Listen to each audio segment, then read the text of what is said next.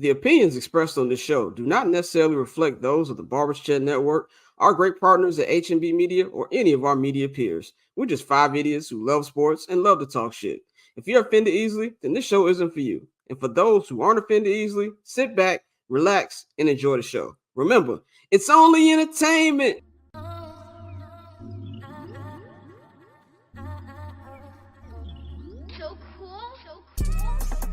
Triple double hat trick, I know the code too.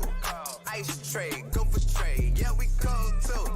Getting paper on these player haters, old news. Money on the other line, so I'm not gonna hold you. Money on the other line, so I'm not gonna hold you. Money on the other line, so I'm not gonna hold you. Money on the other line, so I'm not gonna hold you. Money on the other line, so I'm not gonna hold. My agent just said we made 100 flat. Make it back and make it stack. This like no Steven Jack. Put my rings up in the camera like I needed that. Up in the air and at the rim is where I meet them at.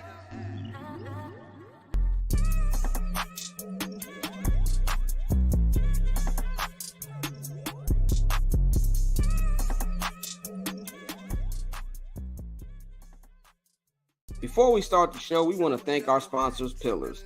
Pillars is the best clothing line in the Chicagoland area. If you're looking for a dope hoodie, a sweatsuit, shirts, shoes, or even stuff for your kids, Pillars is where you should go. You can visit any of their 4 store locations in the Chicagoland area or visit pillarsclub.co and order online.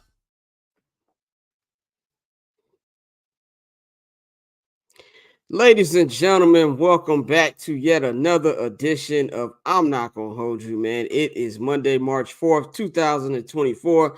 I am your host, Scott, and of course, you can follow me on Twitter and Instagram at BarberChairScott. You can also follow the Barbers Chat Network on Twitter and Instagram at BarbersChatNet. Follow H&B Media at H&B Media TV on Twitter and at H&B Media on Instagram. And of course, get in tune with our sponsors, Pillars. You can visit them at pillarsclub.co or pillars_club on Instagram, or visit any of their 4 store locations in the Chicagoland area, as we just played in the video not too long ago. Get all your clothes and shoes that you need to get from them. And while you're at it, like, subscribe, leave a comment, even if you want to call us dumbasses. We don't know what the fuck we talking about, woo, woo, woo. Or if you love what we're talking about, whatever. Just like, subscribe, turn the notifications on, and get in tune with everything so you do not miss an episode of I'm Not Gonna Hold You. We've got a super packed show today, man. We've got Pavy joining in the second hour for Weekend in the Association. And the man you just heard, the boy Illinois, will also be joining in Weekend in the Association to talk about some hoops.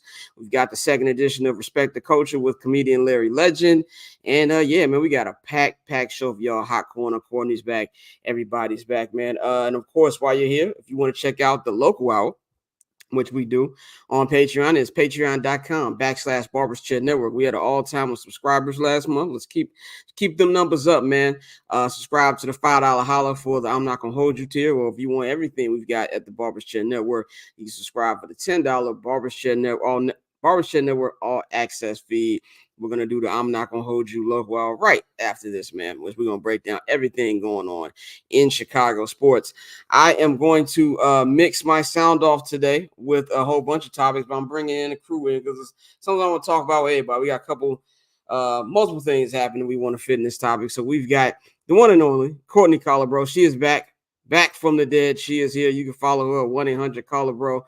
We got the one and only J.R. Bang. You can follow him at J.R. Bang on all social media platforms. And we've got the president of Barbers Chat Network, co-executive producer of this great show, and our Morehouse man, the one and only Dante Miles. You can follow him at OctoberZonte on Twitter. Mikey will be joining us in about 30 minutes as we're going to get in tune with baseball and things like that.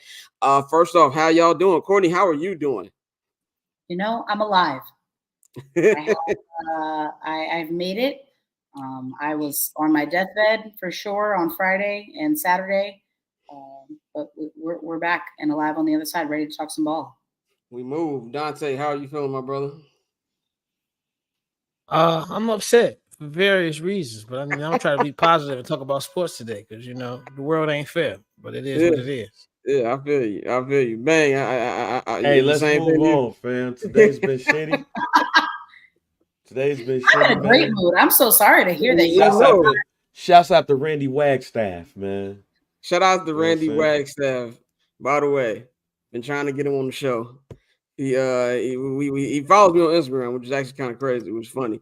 He said he was gonna come on the show, so I'm telling you, come on the show, man. Shouts out Come to on, Randy snitching ass Randy? Wagstaff.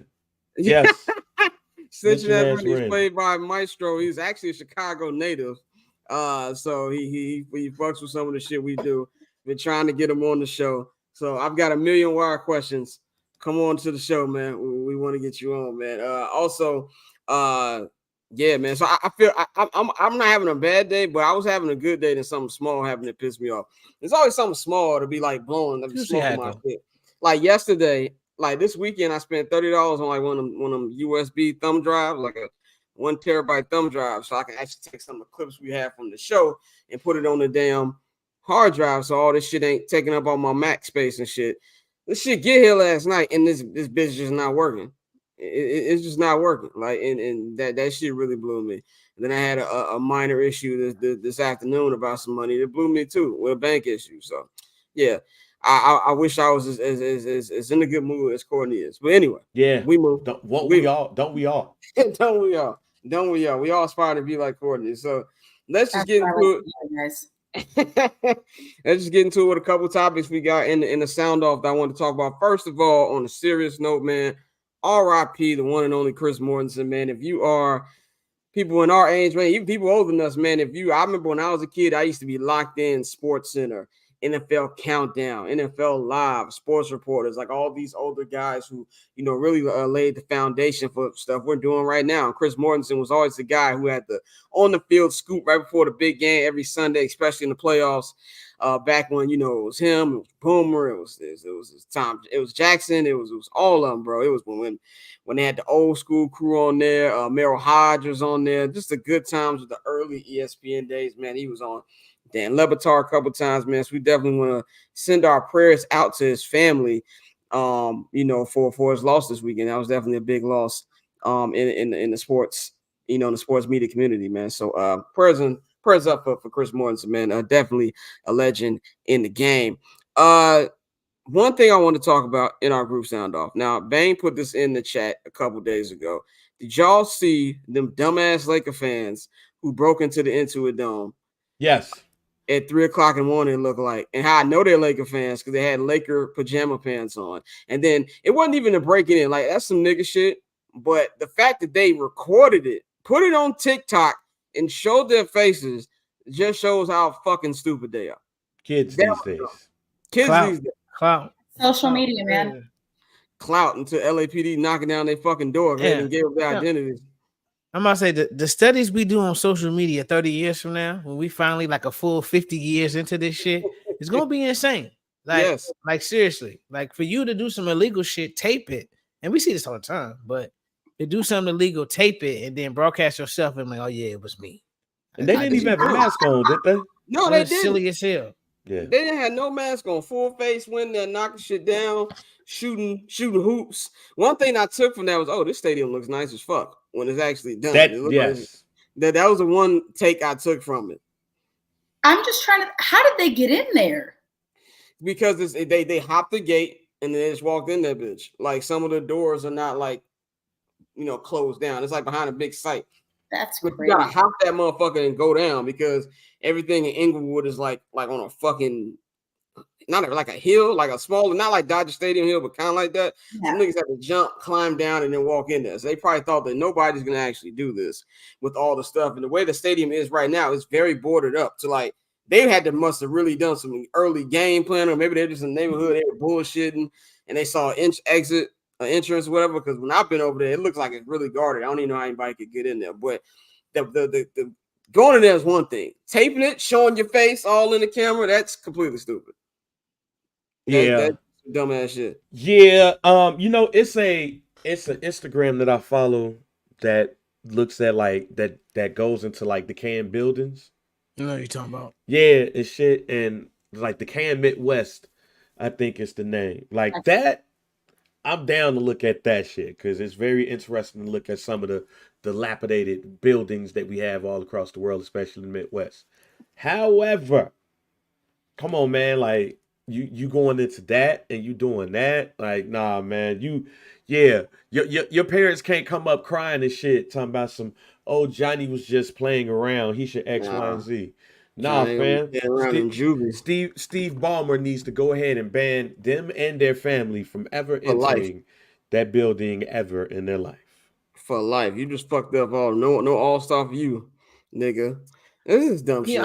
And what's crazy, he probably gonna do the exact opposite. He could be like, you know what, they were young kids being, because Ballmer's that type of billionaire. He'd be like, they Ballmer were is just kids that kinda being guy, kids. though. He's Yeah. gonna have them courtside at the opening day. Nigga, watch. I guarantee you, they're gonna luck up. That's just the society we live in today. They're gonna luck up into some great shit. Watch, I guarantee you. You unfortunately are probably correct. Ballmer's definitely one of them guys. We know he's just a Clipper fan. Some shit. Well, like let's turn him into a Clipper fan. Yeah, he's a Laker fan. We need to turn him around. Like, it might be some stupid. And honestly, the Clippers need any publicity they can get because, nigga, I was in that building on Wednesday night when Bron and them boys came back. Nigga, that sounded like Game 7 up in that bitch. Like, I knew Kawhi Leonard was missing that game winner before he even walked down that court. I was like, nigga, there's no way he's making it. Like, they're chanting "Let's go Lakers" in your building. So they need any kind of publicity because the building is nice. Looks like it's nice. You got Usher performing there doing, he's going to be the first person to use Into a Dome, I think in September or early October for his tour. So it'll be cool. You got All-Star game coming, but this is a Laker town. How are you going to consistently get people to come out there and fill that stadium up? It's going to be different than SoFi. SoFi has 2 teams, and it's once a day a week. They have multiple games a week. So I don't know how many people are going to want to come all the way out to Inglewood to do that. So they might do that just like, oh, you got a fan here. That might be some shit that Ballmer does. But what if the stadium creates new fans? I think you get a couple, like kind of like with Atlanta United, where you had the gentrifiers who moved to Atlanta. They love Atlanta United. That's why it's always 70,000 motherfuckers in there. But when Scott, for the niggas that don't know, how far is Inglewood from like LA? Like in terms of like people who have to commute into it though. Well, it's in LA County. Everything is LA County, but the actual city, LA is weird because when people say it's LA, like Long Beach is LA, Inglewood is LA, Compton is LA, but that's LA County. That's why I never understood why the Angels are called the Los Angeles Angels. Anaheim is Orange County, aka the Florida of Southern California. Like it's not even the same shit. So like as far as like the actual city of Los Angeles, Inglewood's probably 15 minutes from like I actually live in the city of Los Angeles, but it's weird because I cross the street. I'm in Culver City. So that's just kind of like how the geography is out there, but it's in LA County. So as far as like from downtown, it's probably about 15 minutes from where Staples Center is at. So it's not like, too long of a commute, but you also got to put into game day traffic. And if they have a day where they got a game on a Sunday and the Rams had a game. Now, granted, it's across the street from each other, but that's still a lot of damn traffic over there to deal with. So I will say there is a lot more. There's more Clipper fans than people who don't live here think, because honestly, the Clippers have been a good team the last 10 years. Since I've been here, they've been a good team. So they have that. I'm just want to see how consistently they're going to fill out that building, because they'll be selling shit out of Staples Center. Like there'll be a lot of empty seats in that motherfucker from time to time. So we're going to see about that, man. But let's move on to our next topic, man. I love documentaries. I love sports documentaries. I saw this trailer a couple months ago, and I was really excited to see it. This new docu-series on Apple TV. It is the Patriots Dynasty. It's called The New England Patriots, The Dynasty. It is a 10-part docu-series about the, basically the 20-year dynasty of the New England Patriots. As we have seen, that the last dance was a gift and a curse. And I say that because and I'm glad my man Dante I was right. Before we get to that, there was one more thing I was going to bring up. I did not see that text. Jason Kelce, quick love to Jason Kelce. Shout out to Dante for being a good producer. I completely skipped over that on the rundown. Jason Kelce retired today, which we kind of knew he was going to retire. And stepped down and as the center of the Philadelphia Eagles. He's definitely going to be a Hall of Famer. Had a nice press conference in Philadelphia. It was about 35-40 minutes. And my thoughts on that. I think Kelce's had a great career. I think that he definitely will be a Hall of Famer. I know it might be a little different for centers and offensive linemen, but I think he should be in there right away. And I think that, obviously Travis's success and the success of their podcast, which is probably got to be like the biggest sports podcast out there right now in New Heights. I think his second career is going to be pretty good as well, man. So salute to Jason Kelce. Do y'all have any thoughts on Jason Kelce before we move on to the next topic? I mean, No, no, it's not nothing. It's just as an offensive lineman, like we don't really necessarily like fall in love with offensive linemen. Like when they retire, it's just like, all right, man, peace. Go ahead and lose like 50 to 75 pounds. Every End up time. on TV looking skinnier than you was during your playing days and all of that. But I think at least from what I've seen, and now I've gotten a bit more insight because of some things than I probably would have. But from what I see from afar, you know, he's just like that lovable dude that everybody just like gets along with and everything. And seems like he's had the pulse of the team, and losing somebody like that on the Philadelphia Eagles, even though you're prepared to do it from we know you're about to retire today, macro standpoint, when the season starts, I think that's when you're going to really see the effects of this person leaving. Like, offensive linemen are normally the locker room glue guys that everybody gets along with. So it's going to be interesting to see, like, Jalen Hurts and the offensive line, how that offense works without Kelce. Definitely a big loss, but, it's time. Rather do it now than stay another year or two and regret it. So I can't wait to see what he does next from a TV standpoint. Would love to see him on one of the networks, replacing some of these other older guys, what I'm saying, to give a new fresh look and a new fresh outlook on the game. I agree. When I saw from the Kelce documentary they had on Amazon Prime, like beginning of last season, it's like you can't read some on more personal level. I know the Kelce's hear a lot of shit, but those dudes are like likable people to me. Like, you know what I'm saying? Like the cool white boys that you got, you know what I'm saying, who black people fuck with at the same time, you know what I'm saying? And they just like cool people. And I feel like his career, I feel like he's an NFL legend, but Philadelphia, that fan base they got over there, he's definitely gonna be one of those all-time Philly sports legends. He bridged the gap between the 2017 championship and his current crew that went to the Super Bowl 2 years ago. Courtney, Dante, y'all got any thoughts before we move on? Nah, I just liked his little shout out to his wife in there. I'm a softie for men showing their feelings about their wives. That was tight. Go Kylie. Look at Dante. God bless you, nigga. All right, we're gonna move on. We're gonna move on to the next topic. As I would almost skip Jason Kelce, but like I was saying, the Patriots Dynasty documentary on Apple TV is 10-part series. They've been dropping 2 episodes at a time. They just aired episodes 5 and 6 this past Thursday night. I said that this one, even though I think it's a great documentary, we'll break it down in a minute. The Last Dance was a gift from the curse. And not to say the Patriots don't deserve a 10-part documentary, they do, because that's a lot of time. And then they were probably the NFL's most impressive dynasty just because of longevity. I mean, the dynasty started when I was 13 and it ended when I was like 30. So it was a very long ass time for a dynasty. Like, in fact, the first ever Super Bowl they won was my first Super Bowl party I threw. I was 13 years old. I thought I was that fucking nigga, bro. Like I had like, them index cards I made invitations from the index cards and I would like hand it out to certain people in school. My mom was like, you gotta invite everybody. And I said I would, but I didn't. There was a lot of I don't fuck with this motherfucker. Like, even at 13, I'm like, I'm gonna invite certain people.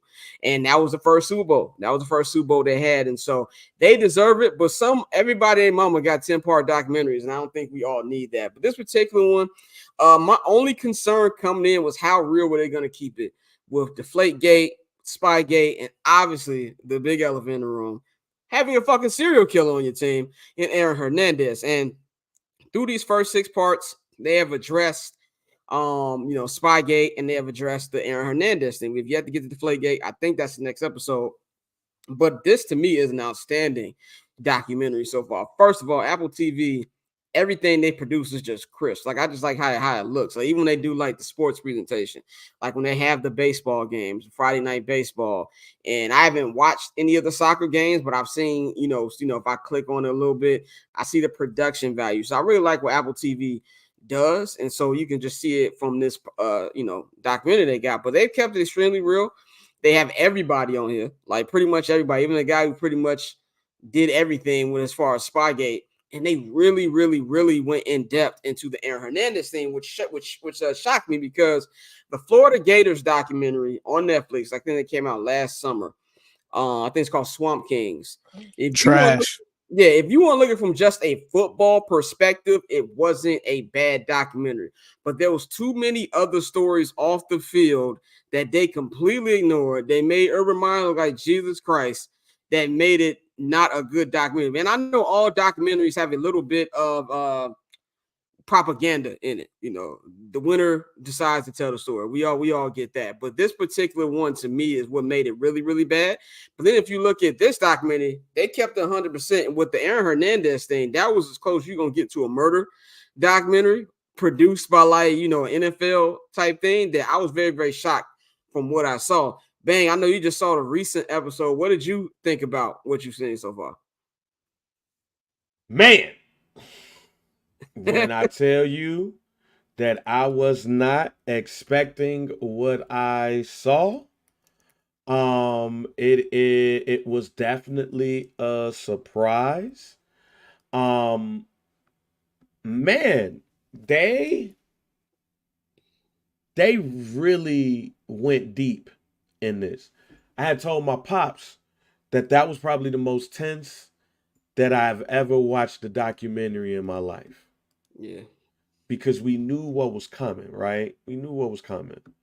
But then in knowing what was coming, it was one of those situations where you want to see how it was addressed, and then they went right to it.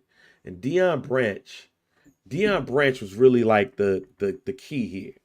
Really figuring out like how his role with the team was when it comes to Aaron Hernandez, and how he would talk to him and all of that stuff. So it was really deep. It was really deep, and I appreciate that. The ending got me though. Yeah. And no disrespect to Bill Belichick intended here, but there's his response, and then there's Robert Kraft's response. Yeah. And I think Robert Kraft's response was what a leader should do. More sincere. And Bill Belichick is not there in that case. And it kind of gives a good outlook. Not saying that he had to say anything outside of the realm of what was said, but sometimes just, and not saying that he had to apologize, but it came off. It came off to me. It came off a bit callous to the point where I'm not necessarily blaming Bill Belichick. They shouldn't have put his response in the documentary because it does not make him look good. Yeah. No, and I'm gonna take it a step further. The disrespect intended. That was some bullshit. Yeah. There we go. You got he made Mustache Man the fall guy. Dude said everything Bill Belichick should have said. That, you know, we saw the red flags and we said, you know what? The football side outweighs all of that. Be honest. If you signed up to do the fucking documentary, don't sit there and say, well, you know, that's just a sad situation and, you know, condolences. Especially when the nigga came to you and said, hey, bro, trade me to the West Coast because I don't need to be here no more. All right. Yep. I do think, you know, the way they angled it, especially because if you look at the name of the episode was At All Cost. And so essentially, you know, they said like, you know, this was a guy who told them, yo, I need to get away from here. And they said, you know, we just gave you $40 million. You're too valuable to this team. So that was one thing. But I agree as far as Mr. Kraft. Mr. Kraft is a real nigga. And I think the greatest part, even though, like I said, we know he was guilty, the fact that the first thing Robert Kraft said, and this showed you the relationship he had with his play, he was like, I'll get you the best defense attorney possible. I'm sure you had a valid reason. Like, you know, what's going on? Like his first thing wasn't to just, you know, cut ties and get rid of the dude. He was like, okay, I've at this point have this relationship with you, despite what he should have known already. So I fuck with Robert Kraft for that. And so, but I agree, this documentary's been really good. I would have liked to see Brady and Gronk say something, especially because I don't know if y'all remember that one interview when they tried to ask Gronk and he got up and walked out. You know, like it was him and his brothers, and like I think they were like in his living room or some shit. But I would have liked to see him say something, seeing as how they were drafted together and they were part of their draft class, and you had everybody else from the draft class say something right next to him. Right. You're right. You lock her right next to him. Say something, bro. You know, I didn't expect Tom Brady. He's never mentioned anything about it. So yeah. But other than that, the documentary is pretty on point. They even mentioned like a little quick rundown. I mean, not running he had with Aaron Hernandez one time. Where like Aaron Hernandez was on bullshit on the sideline, like doing some other shit. And Brady was like, "Man, get the fuck off the field! Like, what the fuck is you doing, dog?" Like, just call them out real quick. But one thing I took from Bill Belichick, he does not take any accountability. Not just from this, he took zero accountability from the Deflategate thing, not Deflategate, Spygate thing. He dumped all that on Buddy with the mustache. And the number one thing I took from it, if Jeffrey Dahmer could catch, he would put that nigga on the Patriots. Like that. That's the number one thing that I took from Bill Belichick out of this documentary. Like Robert Kraft seems like a genuine guy, or as genuine as a billionaire can get. And and that's the one thing that stood out to me. And even from a football perspective, like I love the what's my man Drew Bledsoe segment. Like Bledsoe has a lot of Bledsoe's I gotta respect Bledsoe. The way he handled that situation was way better than how I would have handled that situation. And even especially the Super Bowl. And then Brady, I like how they dealt with Brady's fear of when he got hurt and had the Matt Castle episode and saying, well, this is how I got my job, how Matt Castle might do the same thing to me, and going through that whole season. So I hope in the next episode they talk about why they got rid of Randy Moss. When they traded him to I think they sent him back to Minnesota or some shit like that. But overall, it's been a good documentary. Courtney, I know you haven't seen it, but you've seen a couple of clips. What have you thought from the couple of clips that you have seen from the documentary? Honestly, and it's kind of related to what we're going to be talking about in regards to the 18-game season, but like these brains need to be studied, man. The only clips that I have seen are the ones about Aaron Hernandez and like how that man was allowed to just exist in society, let alone in that locker room, is crazy. That's all I got. Yeah, it was insane. The studies. Yeah, it was insane. And you were talking about Dante about like Deion Branch or Eubank. Like Deion Branch felt like he really looked like it didn't feel like an act to me. Like, oh, we was gonna throw this nigga up. Like he was legit disturbed. And like you could tell he was shook. He had like a sort of relationship. I called him Chico. No. I know about the relationship shit. It was more fear to me. Yeah, right, exactly. Yeah. Like, I don't know Deion Branch from a can of paint. But the moment they put that man on the screen, he looked like he was scared. He looked like he saw a ghost. Right. He looked like he saw a ghost right in front of him, asking him these questions. It was, man, make sure I don't incriminate myself type shit. Like, I've been there when you talk to somebody and they like, yo, and you like, man, let me make sure. Like, that's how Deion Branch looked anytime they show him on the screen. Like, when, I don't know if it was Deion Branch that told Gronk, yo, Aaron Hernandez is going to say some wild shit. No, that was Wes Welker. Yeah, Wes Welker. He's going to do some wild shit, play with his genitalia, all of those things next to you. I'm sorry. I've been in a locker room atmosphere before. Ain't no locker room atmosphere going to allow some dude to be playing with his shit right next to me. Yeah, hell no. So the signs was there. Buddy was off. Like, forget what we learned what happened. The signs was there that Buddy was off. Did they have a team therapist talk to him or something? Like, I really want them to go deeper into this Aaron Hernandez Patriots relationship. Did they have a team therapist to talk to him like that? I feel like this is why I knew that they knew there was something off of that nigga. I don't remember that clip where Robert Kraft is talking to Belichick, like it's a training camp. He said, yeah, he said, Rob is, Robert, but Aaron's a great dude. He has a genuine heart. He's an amazing guy. And Belichick looked at him like, nigga, please. Like, yeah. That was crazy. Belichick looked at him like, yeah. And that kind of stuff, that's a relatively new phenomenon. Like the discussions around mental health, especially with male athletes, that's not something that's been like in those, what was that, 2009?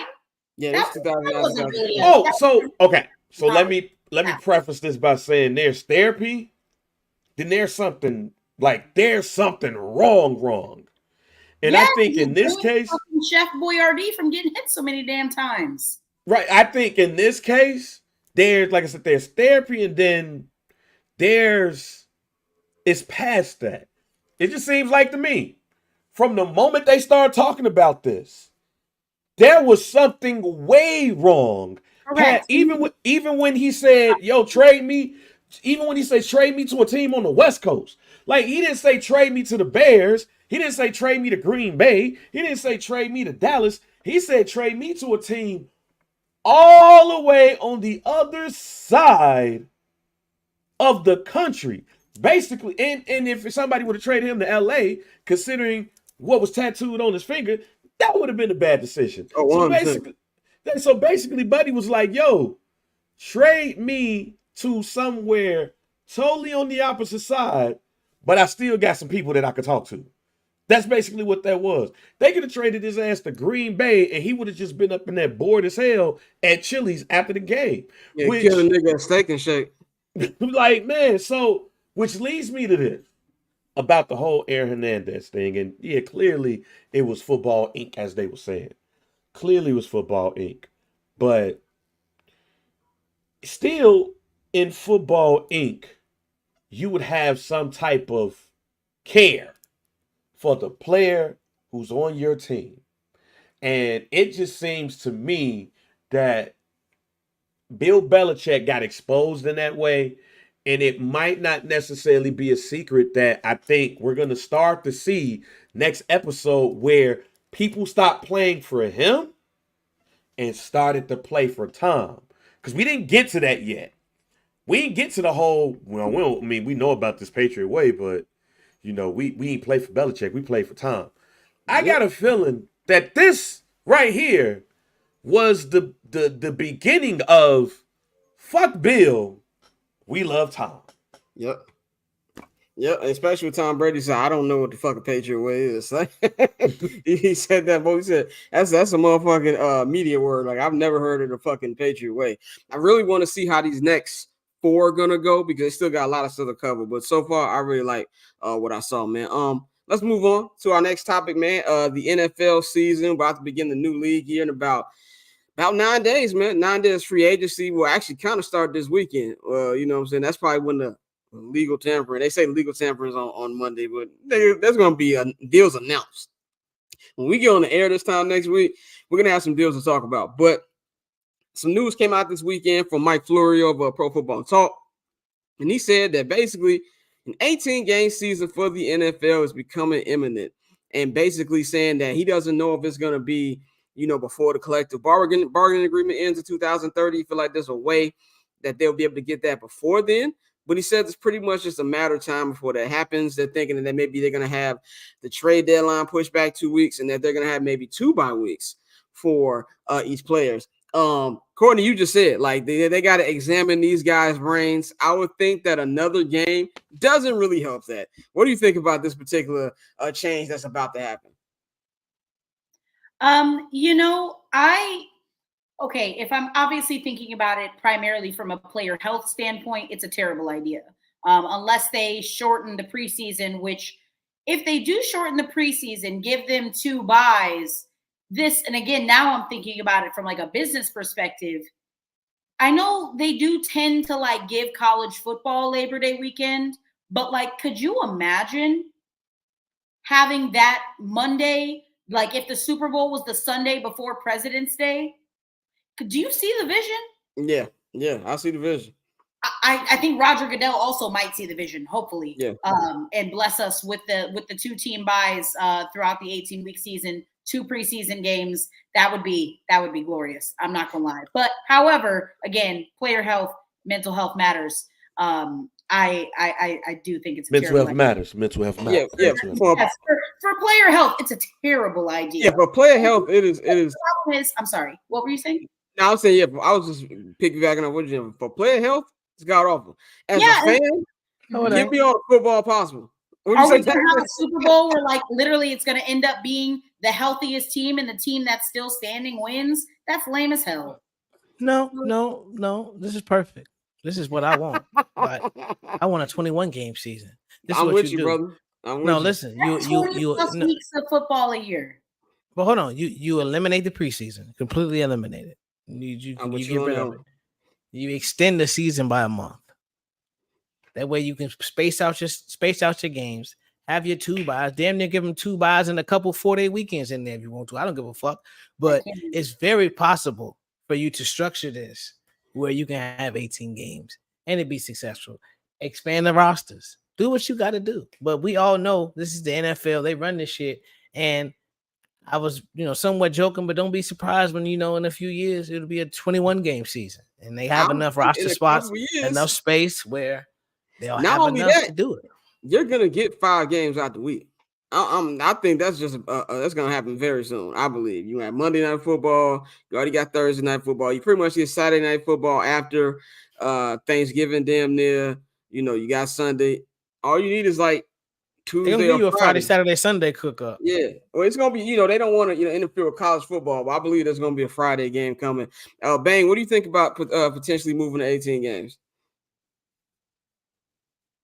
My bad. I just saw a text message that just pissed me the fuck off. This nigga's having a day. I can't wait till y'all talk baseball.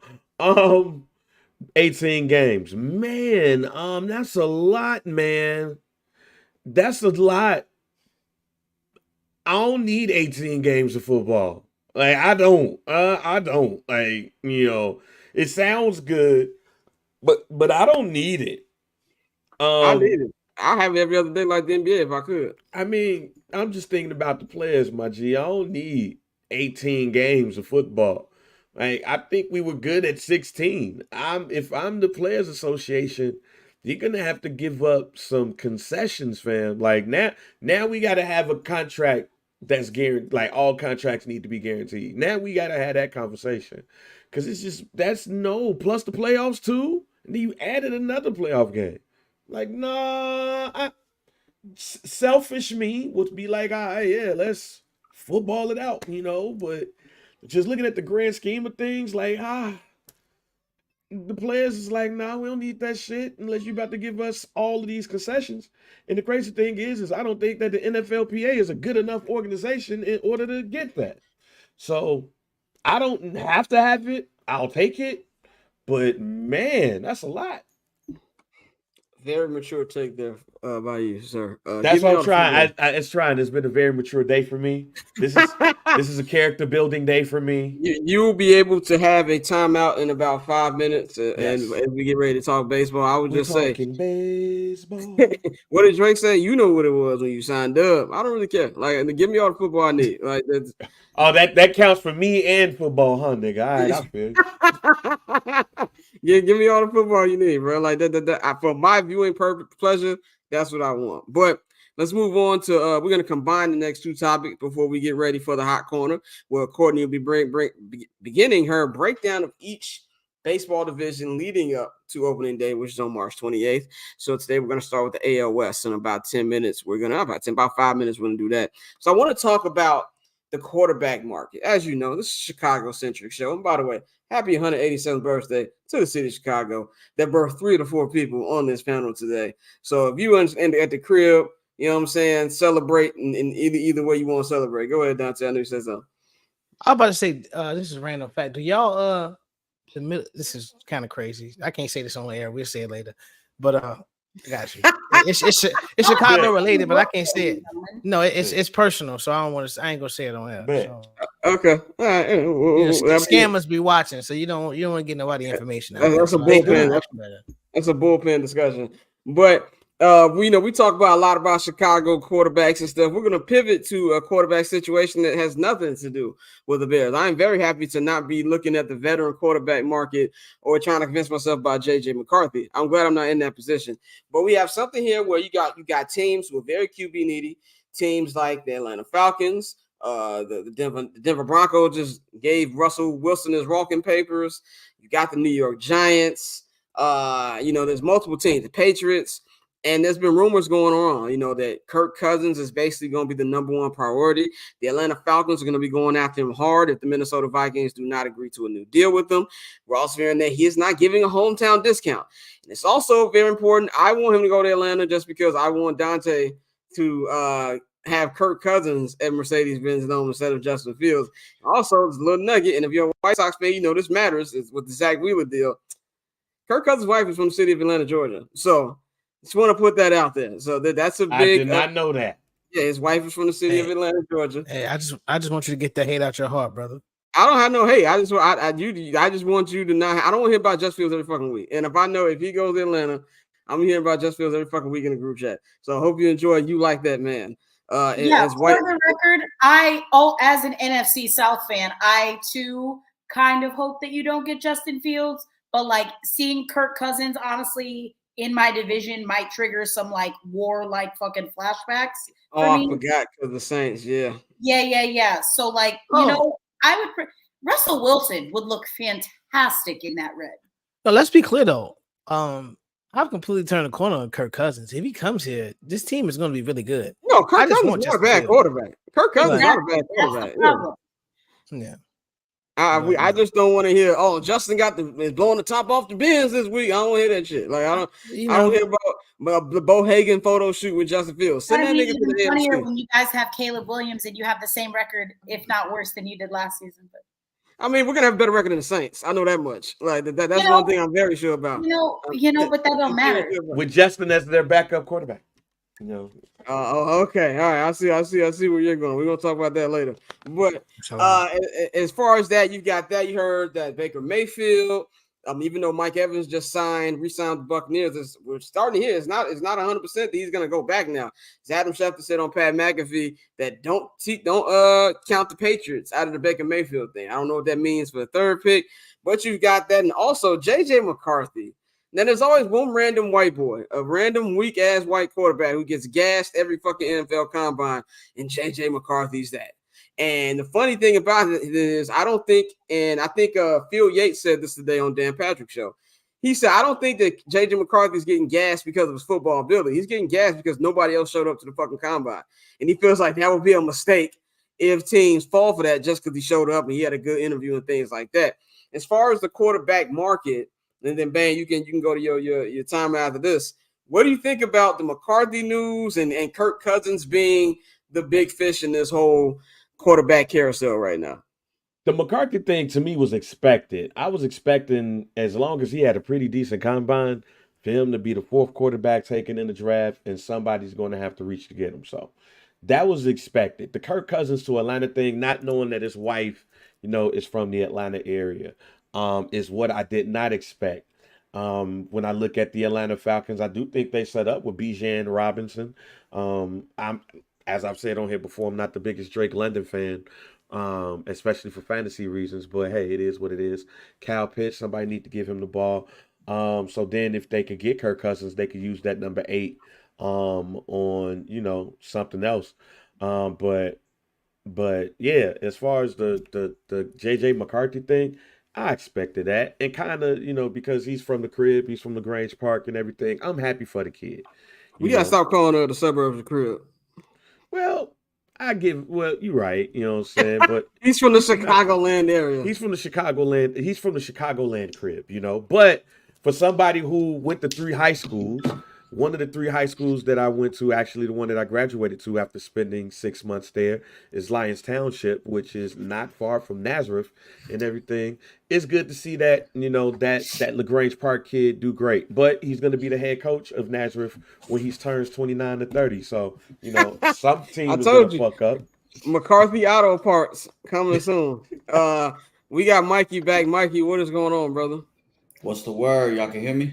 Yes, sir. We can see the do-rag is shining. We are just talking about this quarterback situation, man, with JJ McCarthy's stock rising, and Kirk Cousins being the pick of the litter as well as Baker Mayfield. You were sending you were one who's been on top of this whole story, really, sending us links in the group chat. What do you think about the whole quarterback carousel going on right now and Kirk being the leader of the pack? Well, I mean, he's the most productive. I mean, stats wise over the years, he's accomplished. I mean, the Chicago Bears would kill for a quarterback to put up that production. So it only makes sense that a lot of teams in the league who are in what would be a win now mode. The Atlanta Falcons are basically in year 3, year 4 of their kind of retool, but it's time for them to win. in a winnable division. So I could see why they're looking at Kirk. Kirk is going to come in and give you 3,800 to 4,000 yards. He's going to throw some touchdowns. I think, Scott, you said it perfectly. Scott, you said, what did you say the other day? You said Kirk Cousins is going to guarantee you a first round playoff loss, Yep, so exactly. For a team that hasn't been there in a minute, I mean, it's kind of hard to argue, against at least taking a shot at him. As far as JJ McCarthy, we see it every year. We've seen it every year for the last couple drafts. There's always somebody that jumps up. I mean, I was a Zach Wilson fan when I was betting on BYU football at 11 o'clock Eastern in Miami when he was in college, right? I thought he was solid for a 3rd to 4th round pick. And then what happened? 2 months in college, beating up against some bum-ass teams, and he jumped all the way up. JJ McCarthy, now he played at a big-time program at Michigan. He was steady with the rock. He did what they asked him to do. He was a legitimate game manager. And I feel like it's really rare that you see in college young quarterbacks be limited to that, but that's what he was. And to Harbaugh's credit, it worked for them. But now he's jumping up into the top 10, and he's this year's quarterback that's jumping in. Last year was Anthony Richardson. You had two of them. You had a couple of them the other day with Trey, or the other year with Trey Lance and Zach Wilson. So I don't know. I think it's whoever doesn't get Kirk Cousins or Baker Mayfield is gonna try to trade up to get JJ McCarthy or a Michael Penix Jr. And then from there, we'll see where the rest of the quarterback seats fall. Dante, give me a quick answer on what you think about this as far as everything going with the quarterbacks. I mean, we see it every year. We see, the combine, we see the workout warriors succeed. And I think with JJ, it's really more so of people, they haven't held the fact that he was in the Russian offense against him. They're saying, had he been in a place like LSU, I saw somebody say today, I think it was Tenenbaum, whatever, but they were saying, had he been in a place like LSU or a place where they actually threw the ball, that his numbers would have been better and his stock would have been better because of that. So we'll see. It's a matter of where he goes. I think, JJ may be actually one of the people, depending on, if he goes to a situation where they already have a starter in place where he can actually sit and learn. And I think that may end up being the best thing for him. I know we saw Drake May say it, but he said, I want to play, but sometimes that may end up being the best thing. So we'll see as far as JJ goes. I think Michael Penix, people saw his medicals. He did better than a lot of people thought. So I think that may help him, but he's a day 2 type of guy. Somebody I think people will draft and stash more than anything. I don't see anybody giving him an opportunity to be a starter, but I think they'll definitely get to a point where whoever does draft him, he could, be penciled in as the backup on that team with a shot in the future. So, but yeah, it's a typical thing. I mean, bro, we live in an era where we saw, Achilles Smith and Joey Arrington go 1-2. So, like, they'll make shit happen if they have to. People will reach on a quarterback. It happens every year. So it's just a matter of, if, not when.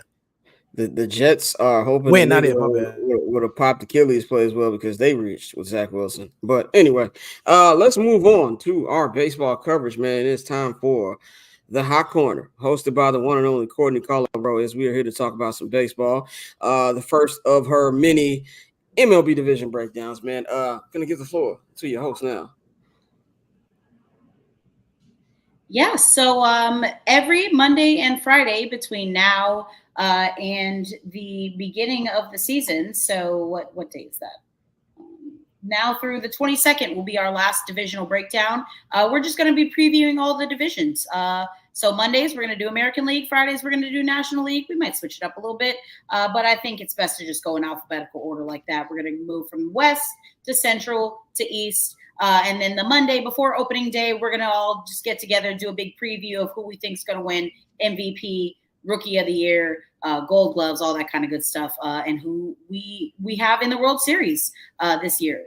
So figured it was only fair to the reigning World Series champions, the Texas Rangers, to start with the American League West. Also considering that the last 2 World Series champions have come out of that division, that it was only fair to start there. Figured it would be a good time to just start going from the bottom of the division and working our way up. And I know, Mikey, we might have some conflicts about maybe the top 2 teams in the American League West, but I don't think there's a whole lot of conflict about who's going to be the last place finisher in this division. What do you say? The soon-to-be Las Vegas A's? Yep. 100%. 100%. I mean, shout out to that man, Ryan Noda. Shout out to who else they got? Seth Brown, Zach Geloff. But yeah, outside of me, sickly betting on the Oakland A's on the West Coast game, the last leg of a parlay, I will not be watching a lot of Oakland A's baseball. Correct. For the record, PECOTA standings from Baseball Perspectives have them actually having a slightly better season than they did last year. Last year, they finished the season at astounding 50 and 112. This year, they are projected to improve by 14 games, finishing 64 and 98 this season. What do you think? Over 64 and a half wins? What do you think, Mikey? Over 64 and a half. Maybe we're looking at 62, 61. It really all depends on their starting pitching.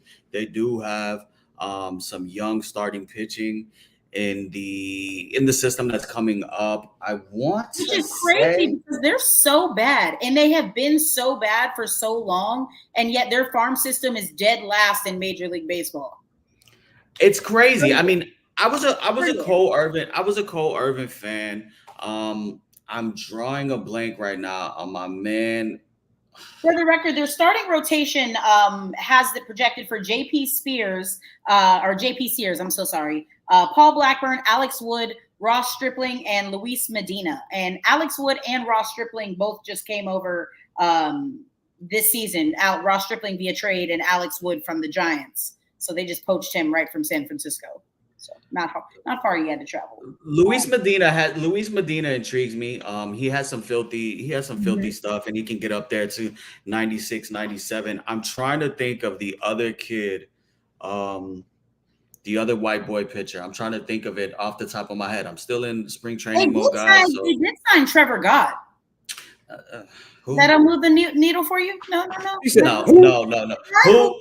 This season.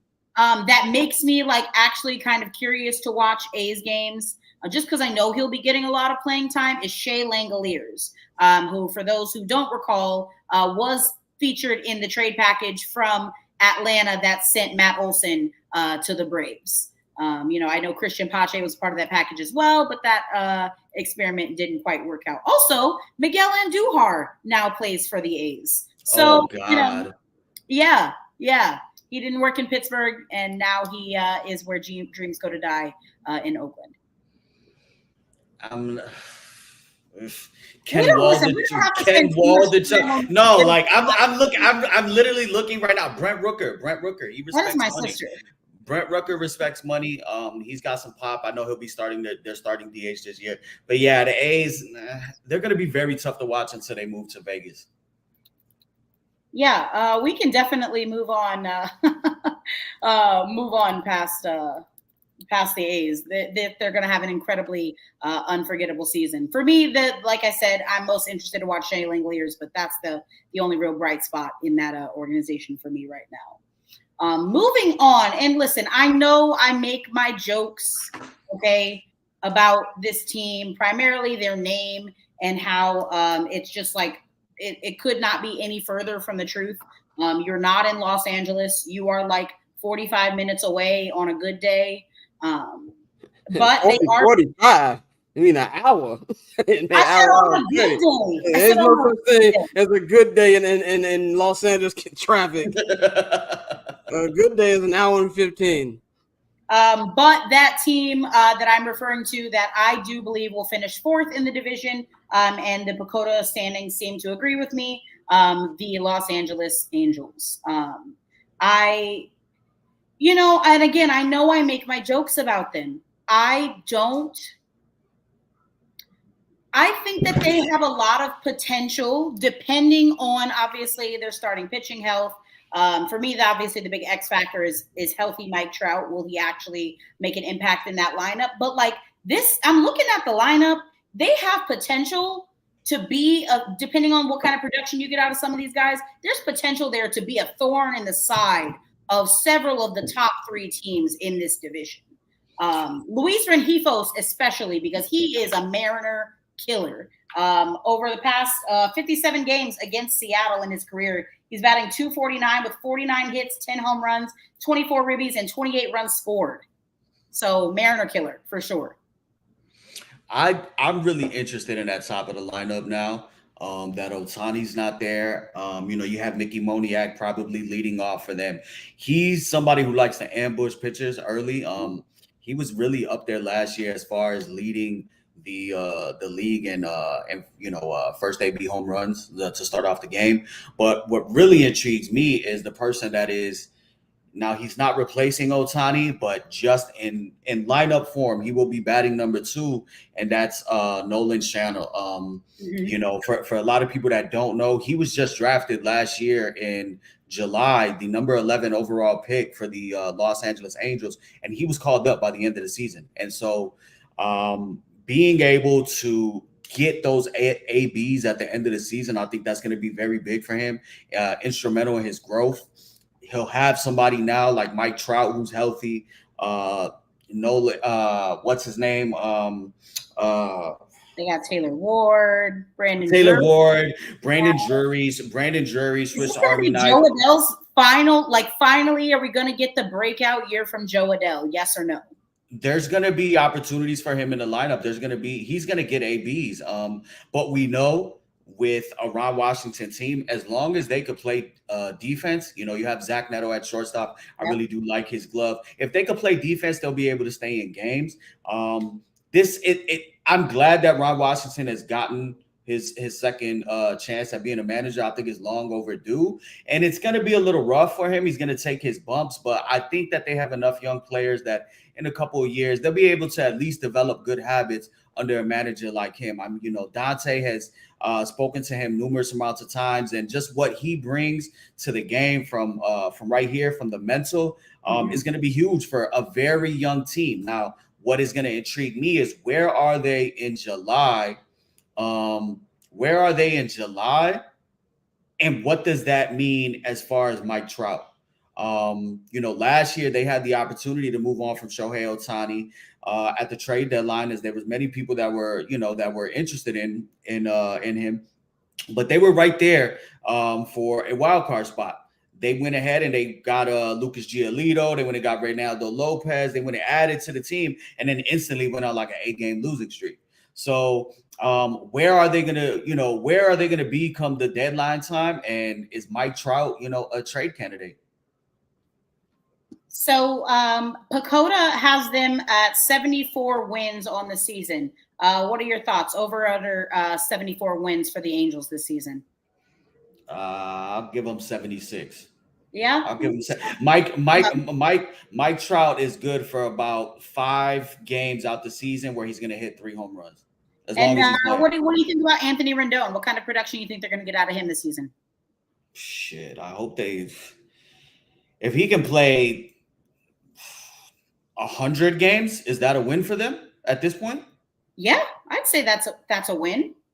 I think he's going to be instrumental for somebody like Ron Washington. Ron Washington is going to hold them accountable, and he's going to expect him to go ahead and be there for a Zach Neto on that left side of the infield. Yeah, that bullpen is, I'm the more I look at it, because obviously they lost a lot of guys, right? They lost, of course, Ohtani, Randall Grichuk, Gio Urshela, Brett Phillips, Mike Moustakas. But the bullpen, they got Robert Stevenson from Tampa, Adam Simber. They also have Zach Plesac now. They do lose a starter, or I know I crack my jokes about the Angels, but that's a little interesting. That's something to watch as the season goes on. They also have Adam Kolarek now too. So just something to watch. They could, like I said, could be a real thorn in the side of a lot of the top 3 teams in this division. Could really mess with, especially if we get into a situation like last season, where there's fluctuations of who's going to win the division going into the last weekend and last series of the season. And I really think we are going to get there. I think so too. This division is going to be a dogfight, especially between these top 3 teams. The next one, and I'm clearly a little biased, but it was hard for me to put this team at number 3, and the only reason why I put them as my number 3 team, is just because they are competing in the same division as the Texas Rangers and the Houston Astros. So the number 3 team that I think is finishing the division is the Seattle Mariners. Dakota has them finishing the season at 85 and 87. That is a decrease from 88 wins and 74 losses in 2023. I will say, on paper, I'm taking their top 3 starters over anybody. They got Luis Castillo, Logan Gilbert, and George Kirby. I might take the whole 5. Bryce Miller and Brian Wu. But if I need somebody to win me a 5-game set, I'm taking the Mariners for sure. Yeah, I don't agree with you on this one. I have them as the number 2 team in the division. I actually have your Rangers at number 3. I do think that this is a division that might be able, depending how close the gap is and what happens on the NL or in the AL East. I think this is a division that might be able to get all 3 in. But I actually love the Mariners. My issue with the Mariners is just their owner and the reluctancy to spend, because like you said, you have a legit 1 through 3. Those could be number 1s on pretty much a lot of teams in the league, with Luis Castillo, Logan Gilbert, George Kirby. You bring in, Bryce Miller and Brian Wu off of what last year was a pivotal stretch of games for them, where they were able to pitch meaningful games against, the Astros and the Rangers. As they were, jockeying up and forth, up and down with that division.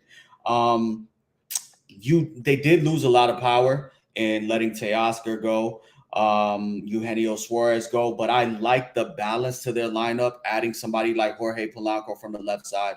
I think J-Rod is going to be up there, top 3 in the MVP candidate season. Their bullpen is filthy. And for me, what it comes down to with this division as a whole is who do they play? Who do they play in September? Now they have 7 games against the Rangers and 3 against the Astros. That is a very tough September, but that is going to determine the division, I think, for the Mariners and Rangers. As we get into the Astros, I'll go ahead and I'll tell you more about their schedule, but their schedule sets up favorably for the Astros to win this division. But I really do like the Mariners to take over the Rangers and be the number 2 team in the AL West. Again, I was a little bit biased going into this for sure. And the only reason why I really gave the Rangers the edge is because their lineup has not changed that much. The only real change that's occurred in the Rangers lineup is at the DH spot, because Mitch Garver is now in Seattle. So they just did kind of a little switcheroo there. But yeah, no, it's super hard, because I don't think, listen, I'm not completely delusional to think that the Rangers are going to win the division. I think if they do make the playoffs, they're going to kind of sneak in like they did this past season. But yeah, this Seattle team is a curious one. I do wish that they still had Paul Sewald. Yes. Yeah, that's a huge blow to their bullpen. And I don't like that Seattle doesn't have a quality, in my opinion, a quality number 6 guy. George Kirby is a fantastic starter, right? Great guy. When he gets, first off, he has multiple pitches, but when he lands his stuff, it's immaculate. But that's the key for him, is he has to locate. 100%. And he struggles a lot early if he's not feeling it. He's susceptible to a high pitch count. Easily. Yeah, and to a high pitch count. That's somebody that could easily be at 70 pitches through 4 if he's not feeling it. Similar to a Yu Darvish, I think it's really just because of they're mixing in so many pitches, but they by far have probably the best rotation and pen. Oh, 100%. In that division is Emerson Hancock, who is having a decent spring so far. But like, is that the guy you want to hand the ball to in September? Like you said, against one of the 7 games against the Rangers and 3 against the Astros, you know, going to a potential playoff push. That's not ideal. But that's all subject to change depending where they're at, you know. Correct. You still have somebody out there available like Ryan Stanek. That's a huge loss for the Astros bullpen. Still a free agent? Yes, he's still a free agent. So gracious. You know, and it's obviously, I know Seattle was kind of trying to do a little bit of when they traded Robbie Ray, you know, to San Francisco for Mitch Haniger, and what's his name? There was somebody else that came over. It was 2 guys. Mitch Haniger, Jorge Polanco from the Twins. Who else? From the Giants. They traded Robbie Ray. Seattle traded Robbie Ray to the Giants for Mitch Haniger and Anthony Descalani. That's it. Yeah, Anthony Descalani.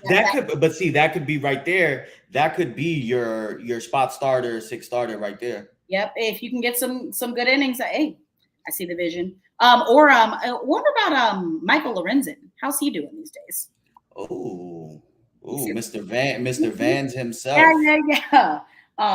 So moving on to again, it's your 3rd team, but it's my 2nd team.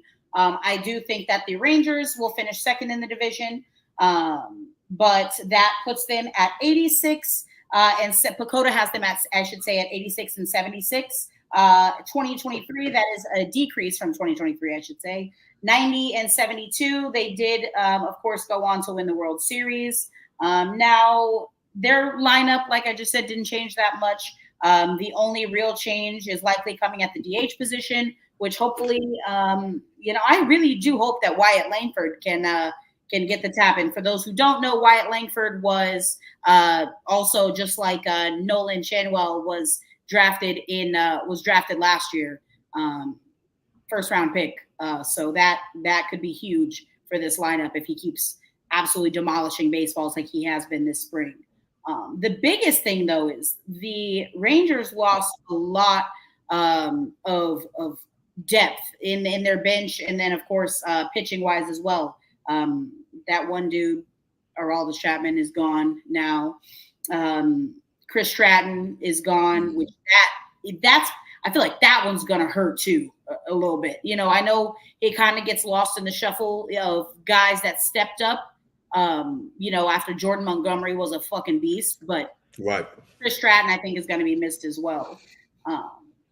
Yeah, they lost a lot of guys, and I know they have some guys that they invited to big league camp, but that are on minor league deals. You got Matt Duffy, Diego Castillo, Shane Green, Jared Walsh, and they also signed Tyler Mahle, David Robertson. They signed Kirby Yates, Andrew Kisner. Sorry, pardon me. My issue with the Rangers is their starting rotation because, like you said, they went ahead and they signed Tyler Mahle, but he's out pretty much probably until about July. Yeah, they said that probably July or August is the more likely timetable for him. The same with DeGrom, August. Scherzer, we're looking at June or July. So you're really going through your bulk of your season with, you know, Nathan Eovaldi, John Gray, Dane Dunning, Andrew Heaney, and then probably a mix of Bradford. Bradford, who is not great. Exactly. And I understand, and people need to understand there's a difference of Nathan Eovaldi in the playoffs and then regular season, you know, especially when he's being asked to anchor that rotation. And, you know, the way they had it lined up, he would be a number 4 for them, a number 3 for them. So it's a little Nathan. Yes. With healthy. Yeah. No, if healthy. Oh, yeah. You know what I'm saying? So you're asking a number 3, number 4 really to come and be your number 1 for the majority of the season. So my issue with them is just their starting pitching because you are in a division where runs will be scored. The Astros have bats, the Mariners have bats. And, you know, to that exact point, the A's last year went on a streak where they were putting up crooked numbers for like 4 weeks in a row and being competitive. So Andrew Heaney loves to give up home runs. So the Rangers, for me, I had them 3rd. Their offense will be able to keep them in games. I just don't know if their pitching will be able to sustain to sustain that for a full season or until they can get some of those horses back. Yeah, 100%. And I hope it doesn't end up in another situation where they're using guys from the bullpen like they did last season, which, listen, it was awesome to get, multiple outs, more than 3 outs out of Josh Boers, more than 3 outs out of Jose Leclerc. Those guys were up there throwing freaking, trying to get 5, 6, sometimes 7 outs at a time. That's not what those guys are built for, So hopefully it doesn't come to it. If they don't sign Jordan Montgomery again, which in my opinion, and again, this is something we didn't get a chance to talk about, the Scott Boras impact right now and how the market is responding to the tax, that they normally pay his clients. Listen, like 3 years, dude, like, yeah, we can't make that rock. Like, I just feel like we're in, and listen, obviously, I don't think that it's necessarily going to happen again like it did last season. There were a lot of factors that came into play, but like, just that one guy can make such a big difference. I think in the end, they go ahead and get a deal with Jordan Montgomery. I think similar to probably Cody Bellinger. The way this shit has been going the last couple of weeks, we get off the show and somebody fucking signs at 2 a.m. So I think that'll probably be this week. I think him or Snell gets signed. I think Jordan Montgomery just ends up back with the Rangers. It just makes sense at this point if nobody's biting for him. Random, where do you think Blake Snell's going to end up? Oh, I think with the Giants. Yeah, I think with the Giants. I would like to see. And listen, I mean, they have Robbie Ray, which when they made that trade with Seattle, it wasn't necessarily like a salary dump move for either team because both Mitch Haniger and DeSclafani combined were owed about the same amount that Robbie Ray had left on his contract. So for the Giants, they just clear a roster spot, right? When they gave those moves up. So, I mean, yeah, it's not like they can't afford him. He didn't sign Brandon Crawford. Like, I can't say that I don't see it. It's not a bad move. Yeah, I think that's where he ends up. I think, and with that connection, with Boris just getting that deal done right now with Chapman there, I think San Fran is a good spot, like a good launching pad for certain players to go ahead and put up some numbers, and he can still be a trade candidate or opt out at the end of the year. But I think it's going to be similar to what we've been seeing, these 3-year deals with an opt out after the first 2. Yeah, let's all just like have a moment and like bow our heads for our dear friend in Anaheim, Perry Manassian, who is actually not a bad GM, right? Like, contrary to popular belief, the guy's not bad at his job. He just has the misfortune of having a owner like Artie Moreno who doesn't want to spend the money on quality pitching. Because, like, imagine if they paid Blake Snell, right? Like, right. What else are you guys doing? That would, if the Angels signed Blake Snell, then I would have no choice but to, like, do they have angels.tv? I would have to subscribe, like, I would have to. But moving on to our consensus number 1 team, as we've quickly established, the team that is projected to win the American League West, according to the Dakota standings, at 95 wins and 67 losses. That is the Houston Astros. Similarly to the Rangers, there's not a whole lot of transformation in their lineup. The only real change is coming at the catcher spot. They got rid of, finally, like, again, I'm not an Astros fan at all, but I just, for the life of me, could not understand how Martin Maldonado, like, he had to have been blackmailing somebody. There's no way. What do you got against Puerto Rican catchers? There's just no, I'm so sorry. Watching that man, that was one of the, like, cringiest experiences of the past 2 seasons of, like, truly honing in on Astros baseball. Yeah. It was painful. Like, and there's no, respectfully, his defensive metrics do not constitute the need for basically having a strikeout or an out, every time he comes up through the lineup. It wasn't worth it. So I'm glad that Yainer Diaz is finally getting the catcher spot that he deserves. And they also went and picked up Victor Caratini, though. Correct. So that's another. They solidified that spot there. I think really the only major change with them is just out of the bullpen, losing Hector Neris to the Cubs, and then Stanek, like we said, Which is the Hector Neris one still blows my mind because he didn't get that much money. He got what, like $9 million? But that's a lot for 1 year. That's a lot for 1 year for a reliever. But Hector Neris was a quality reliever, you know. Right, it just was. It was disappointing that he left, especially because he was nails in their pen. So that was a shocker for me. But kind of like the Rangers, my biggest question mark with the Astros is the pitching, the starting pitching. Obviously, we know that Justin Verlander is off to a slow start, but they've been incredibly cryptic about when he's going to get going, when he's going to finally be able to join the team and start pitching. JP France, also one of their starters, possible starters, you know, not necessarily someone that they hope to rely on. But the biggest question for me out of that rotation is Framber Valdez. Which Framber Valdez are we going to get this year? Are Astros fans going to get this year? Are we going to get lights out Framber? Yeah, no, that's a tough one because he is so volatile. You know, because he's really a ground ball pitcher, but when he leaves it up, I mean, they hit him and they hit him hard. So I'm interested in seeing the growth from Hunter Brown because he's going to have to take on more of a role in that rotation, taking on some innings. You know, you got Christian Javier, Jose Urquidy. At some point, they'll get Lance McCullers back. I'm not really worried about their rotation. I think I'm a little bit more worried about their bullpen. Their bullpen and losing those guys, Ryan Stanton. They did pick up Josh Hader, so that is big for them. $5 million. Correct. That's big for them, but who is going to be that setup guy to get them there? But in the end, they have so much firepower. Yeah, Ryan Presley still too, who was a closer, who was their closer, you know? So, like, I mean, just pitch him obviously before, right? Like, I mean, that's not an ideal scenario, but Hader's got to get a night off too, right? So that's nice to have two closers in your bullpen. Hopefully Rafael Montero gets his that's my sister, by the way. Hi, Ashley. What's up? Courtney don't like Puerto Ricans.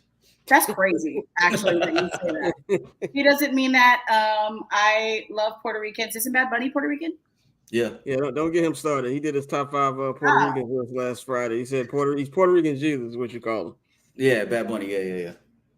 But it's crazy because I don't know Spanish, but I can sing the hell out of some Bad Bunny.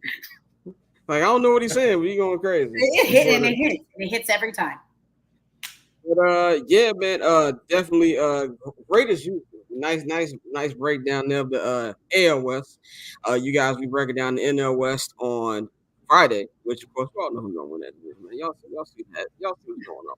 We already know who's gonna win that division, but you already know I'm gonna have my LA hat on Friday. It's good. Come over to the dark side. I did. We're gonna break that down, man. But Courtney, you can follow her at 1-800-CALLER BRO. She will be back on Friday. Mikey will be joining us later in the show, man. So definitely good baseball talk. We have a lot of that going Always on. Good. Mikey, such a pleasure. Can't wait to break down some more baseball with you, not just the rest of this month, but this season. Let's get active. Definitely. Let's move. Let's pivot real quick. We're gonna get to the National Basketball Association, which you have weekend in the association with the one and only Pat Vito. You can follow him at Pavy World on Twitter and Instagram. Man, Pat, what's going on? How you feeling? Doing pretty good. And we got a special guest here. We've got the one and only, the man who does the intro of this amazing song we have here. My brother, the one and only, the boy Illinois. Let's make some noise in my Noy voice. Let's make some noise. Make some noise for the boy Illinois. Yeah.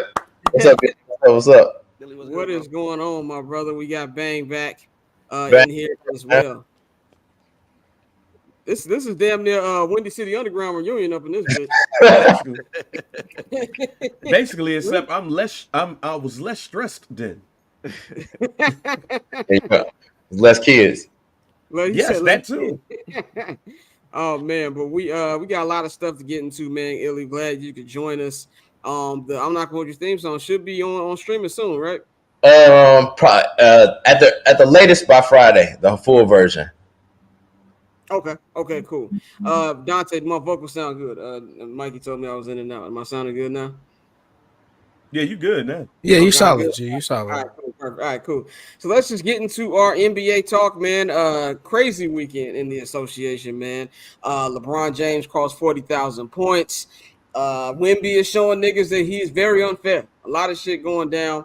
And the Minnesota Timberwolves are worrying me. As somebody who is watching these young guys to see who's going to be the next team to, take these old geezers out, which is the Los Angeles Lakers, the not even a team, but like the era of the LeBron James, the Steph Curry, the Kevin Durant, which is going to be the team to usher them out, man. So before we get to the new, let's talk about the old. Mr. LeBron Raymond James crossed for 40,000 points this past Saturday in Staples Center in a classic Los Angeles Lakers fashion. They still lost that fucking game.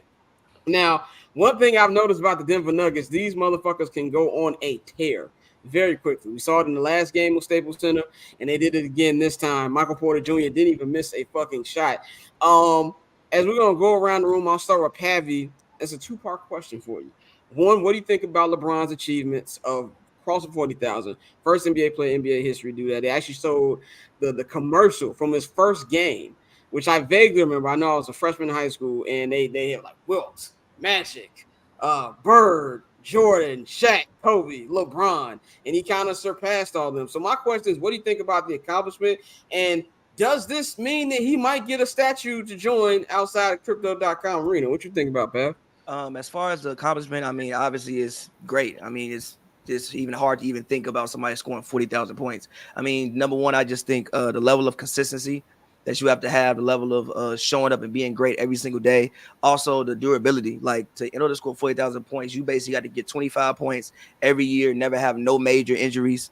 So it's just a testament to everything that he's done. It's incredible. This might go down as one of those kind of unbreakable sports records. I just based off the fact, like, yeah, even though we are in the era of, people scoring more points, number one, he's still not done. He still may play 2-3 more years. Like, when he's done, he might have scored 44,000 or 43,000 points, depending on how long he wants to play. So, I mean, obviously, it's just incredible. Like, to be able to do this for people to, like, I actually remember that commercial that you're talking about for that to play, and then you look up 21 years later, and he actually did all that. Like, if somebody tells you LeBron James is the greatest player of all time, you can't argue with him. Like, he might be the greatest player of all time. It's basically just like a matter of preference at this point. As far as LeBron getting a statue outside, I don't know if he's going to get a statue outside. I don't know if he's going to get a statue. If he gets a statue, I think it's because he's more so LeBron than like his Lakers career. I think granted, he did bring a ring, a ring. When you look at the people who have statues, like Shaq got 3 rings. Shaq brought 3 rings. Kobe is Kobe, brought 5. Kareem is Kareem. He brought, I don't even know how many rings. And, but I do think he'll get his jersey retired as a Laker. I think that is fair. I think his Lakers tenure has definitely been, I mean, we have to remember what the Lakers were before LeBron signed. Like, it's not like this was some great franchise, like, well, great franchise at that point in time. So he took on a lot. I feel like he brought the Lakers back to at least being they won a ring. So it's like he kind of brought the Lakers back. So I don't know about a statue, but I definitely think he deserves to get his jersey retired. Illy, man, what you think about what we saw from Bron this weekend, and what you think about the statue thing? I personally think the statue is asinine, but I'll get into my take in a minute. Go ahead. Well, just from what you said you was a freshman in high school. It's freshman in high school. That just in itself is crazy. Yeah. Him and Brady, they're anomalies, man. The type of longevity that they had and to be as good as they are for that long, I do think a lot of us take it for granted because it's like, all right, we just expect him to be like this, but it's something monumental, and I don't personally think that it will ever be done again. I appreciate everything he's brought to the game on and off the court. Just a class act guy. I mean, I definitely was a LeBron hater early in his career. I did, but just from being a basketball fan, monumental.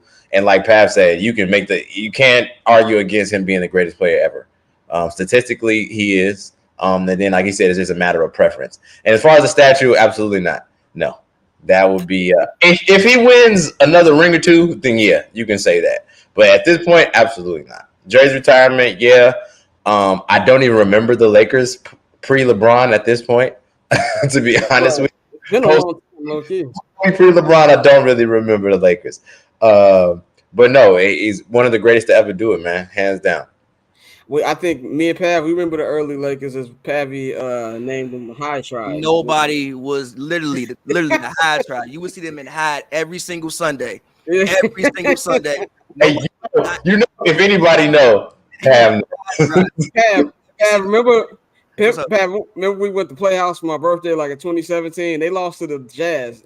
As soon as that plane landed, we see Jordan Clarkson, tall ass, coming up in there. They lost that night. Jordan Clarkson was in the club with us that night. Yeah. This was the Lakers team LeBron chose to come to.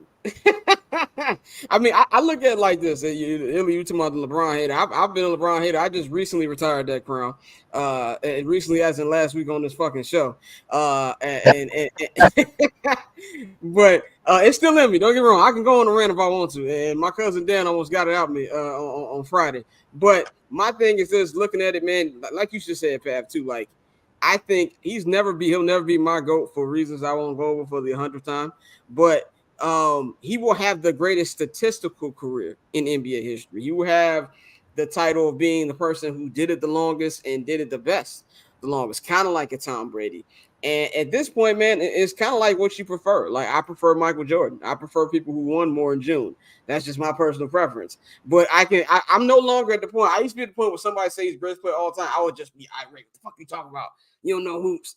Now I was like, okay, that's how you feel. That's your choice. You know what I'm saying? It's like asking, like, you know, which Friday movie you think is best. I personally think it's Friday After Next. Some people like the first Friday. And I think that's where it is, kind of like with LeBron. As far as the jersey, he's 100% going to get his jersey retired.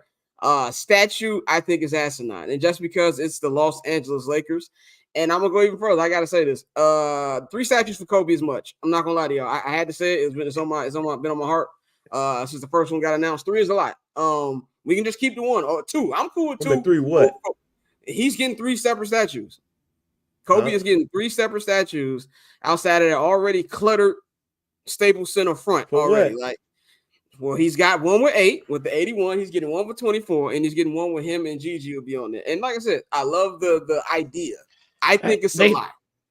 They should have made that one and just gave it to Vanessa. We don't need to really. I'm gonna do shut that, up because I don't want to sound insensitive. It's all right. No, for real. Like, the idea, I making it. Yeah. The idea I like. I don't personally think you should have that. I mean, you already got Shaq out there.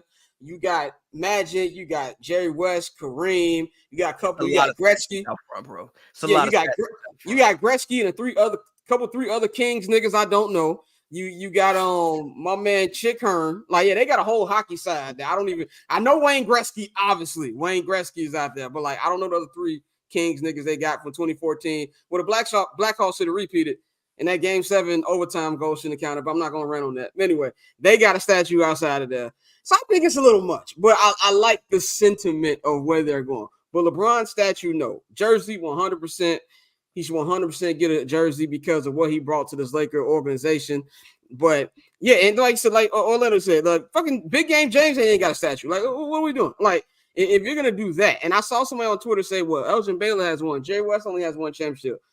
Let's be real, man. Like, this is what it comes to the basketball knowledge of the thing. Jerry West is the Lakers, bro. Like, you know, let's be real about that. Shout out my man Jerry West. Jerry West, as somebody who I really can't even eat ice cream no more, and I'm going on a tangent, but I'm going somewhere. To see this 85-year-old nigga just, first of all, the most in shape 85-year-old dude I ever seen in my life. Every time, Pavy can attest this, every time there's a Clippers game, this motherfucker come in, he say hi to everybody like he not the logo, get his ice cream, he'll just sit and talk to you like. He will literally have a whole conversation with like he not Jerry West. He talked to me and Thomas and talking about that motherfucker Tom Brady ain't retiring. I was like, oh shit, when the time was real. Like, so shout out to Jerry West, man. Like the fact you said, well, he got a statue, it's a little bit much. So I think if LeBron can find a way to get another championship, okay, maybe. But where it is right now, I don't think so. Bang, what do you think about what LeBron did this weekend, and you know if he should get a statue outside of crypto? Now let's start with the statue shit. Hell no. This is no diss or anything like that to LeBron. I just think if he gets a statue there, then he should definitely get a statue, and he should have 3 statues if this is the case. As a matter of fact, we should just do it like, you know, the NBA did Michael Jordan. Well, some teams did Michael Jordan and just retire his jersey if that's the case. And I'm sorry, I might be, still one of the few people that feel this way. But I don't give a damn about that intramural championship. I just don't. I don't either, nigga. Okay, there we go. I don't give a damn about the Dodgers intramural championship either. Okay, this is a safe space. Gettable. All right, this is a safe space. Thank you. I appreciate y'all. I don't give a damn about that intramural championship. I will call it an intramural championship. And if somebody were to ask me why I call it, they should just call me and I'll explain it. And then they will get to understand why. I don't care about that championship. Part of the reason why I don't care about that championship is because what happened before and after it. And they ain't really been shit since that intramural championship, y'all. Let's just be real. I think Charles Barkley, that shit that you put up on Insta stories where you was talking about, you put that video of Charles Barkley questioning why we be talking about Golden State and LA. Yeah. I think that was one of the realest clips in NBA commentating history, because why are we even having a conversation about the the Lakers and LeBron James and a statue? Like, at this point, if we're talking about a statue for LeBron James and the Lakers, we've just really given up. He's not going to win a championship, and you're already trying to figure out what's next for him when he retires. And it don't seem like he's going to be retiring anytime soon. So if we're already talking about statues, that means we like, fuck it, he done. He's just here. And if that's the case, you mean to tell him he comes out with an intramural championship, a Western Conference Finals appearance, and we're about to get this nigga a statue? All right, fuck it. Let's give Eldon Campbell a statue then, if that's the goddamn case. Okay. No, hear me out. This is no diss. No. Hear me out. Hear me out. Here's why it's not wild. Here why it's not wild to me. Eldon Campbell went to a finals. I don't give a damn if it's with Magic Johnson or not. So let's give him one. Let's make sure James Worthy's statue is promptly placed in a good spot. Where's the Byron Scott statue? We got to Okay. No, you're doing a lot. No, hear me out. No, it's not doing. No, it's doing a lot by giving a nigga a statue or having a conversation about a damn statue when he has one championship and they ain't got nothing else after that. If that's ridiculous, this shit's ridiculous too. Like, come on, I know Eldon Campbell don't deserve a statue, but we're having a conversation about a statue that a nigga just won one ring. So, like, what is Kevin Garnett getting a statue outside of the Boston Garden? I'm gonna go even further. I think Kevin Garnett getting his jersey retired as a Celtic was an extreme stretch. That's cap. That's an extreme stretch. That's cap. No, it's not. As a Celtic, as a Celtic, no. As a Celtic, KG, Paul Pierce, and Rondo should all get their jersey retired. No. As a Celtic? What? Yes. Won the only ring in the past 30 years? Bruh, the Celtics level is supposed to be higher than that. That's what I'm saying. That's what I'm saying, Pav. What I'm telling you is that the level of excellence.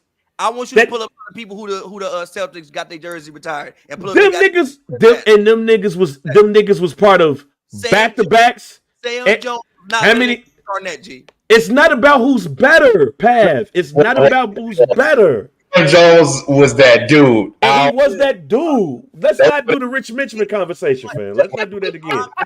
I'm not saying the man was hurt. It's not about who's better. It's Pav. It's not about who's the better player. It's about the legacy that those players who won 8 rings in a row, who won back-to-back. It's the legacy that these people brought. KG didn't do anything afterwards to determine that compared to the level that the Celtics have. I'm gonna close it with this, and then we're gonna move on to the next topic. This is the thing where I say with certain franchises, if Kevin Garnett and them played for the Bulls, and fuck you, Pav, I know what you're about to say.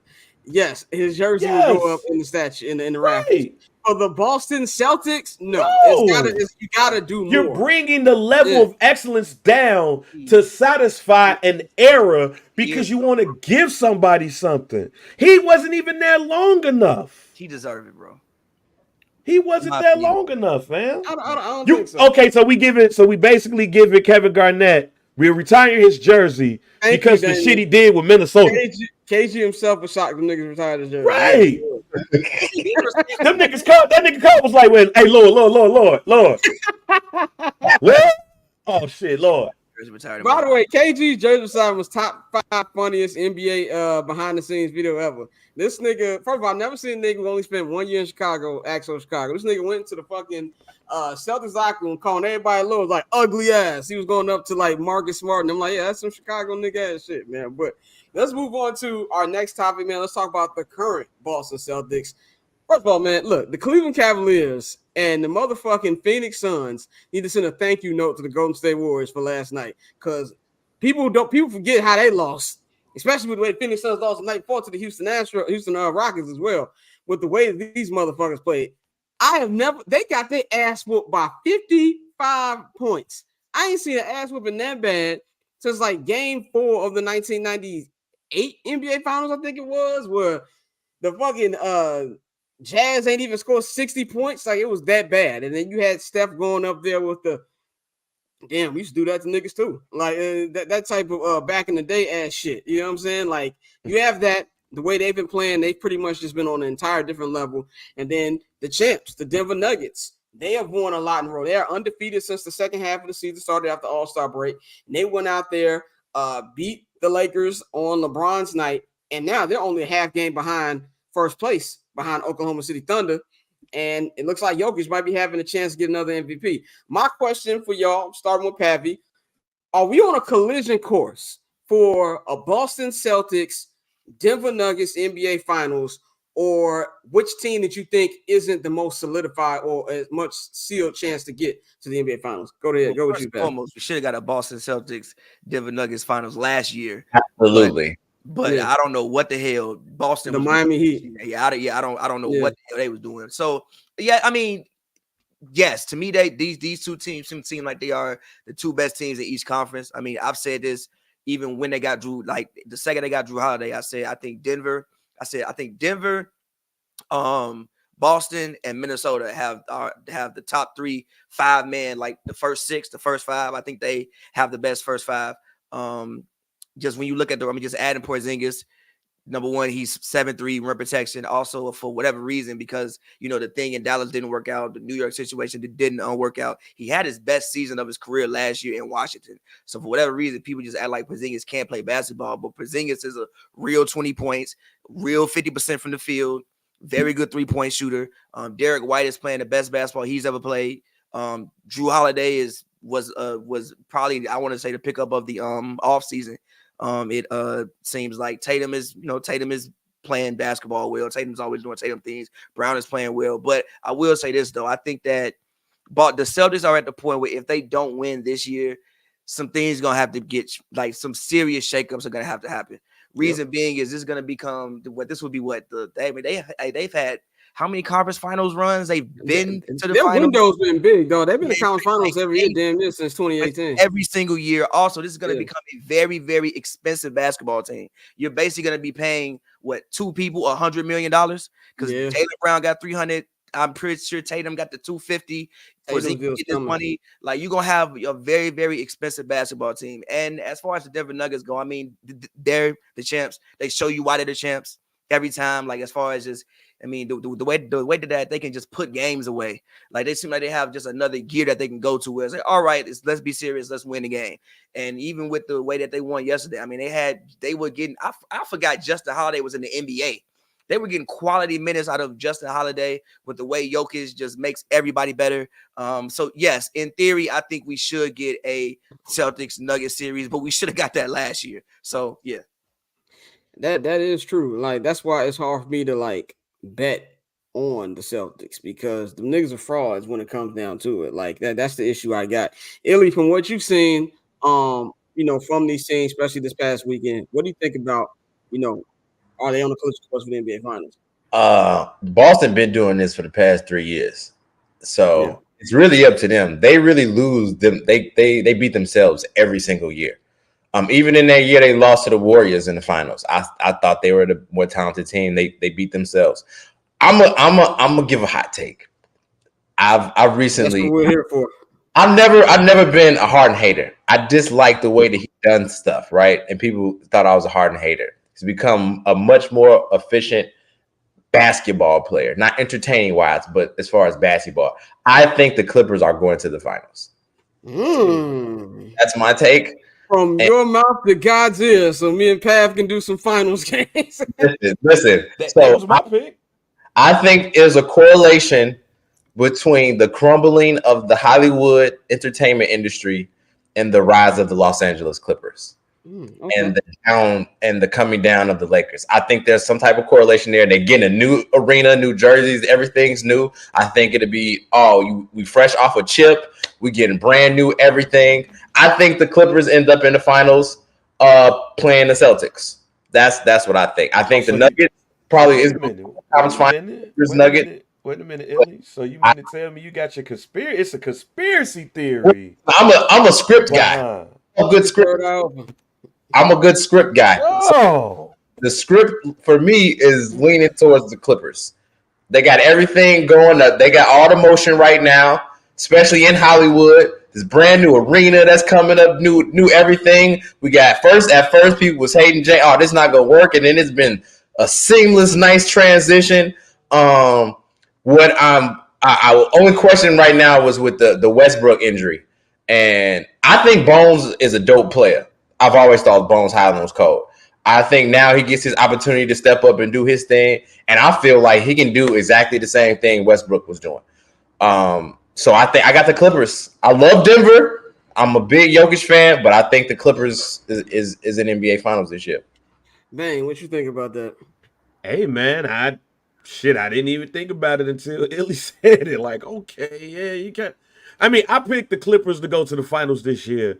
I just didn't know who was going to be in the East, but I think I had said Philly before, Embiid went down and everything. But it does make sense to put the Clippers in place of the Lakers to start, something new for them. Especially as soon as you open a stadium, you hoist up a banner. Like, how many times do we get that? I think the Bulls, did the Staples Center open with a banner ceremony? Yep. No, I didn't open with a banner ceremony, but it was the first full season they won. I didn't open with a ceremony. Okay, but United Center opened with a banner ceremony, correct? No, it didn't. No, it did. No, my United Center was 94-95. No, it wasn't. You right. Because the last year, the Scottie Pippen quit game, they were still at the Chicago Stadium. You right. Yeah, so basically it's not a lot of stadiums that open with a banner. That would be dope. Outside of that, I said this, I think this was last week. If Boston wins the title, they're getting two more. They're getting two more. Boston is one of those teams where I don't want them to win. Because if they win, they get a sniff of how to win a championship with the team that they got, how young that team is, how much things are stretched. It would be, if they win this year, it would be a disappointment. I'll say it that way. Speaking of the script, it would be disappointing if the Boston Celtics don't roll off a three-peat with this team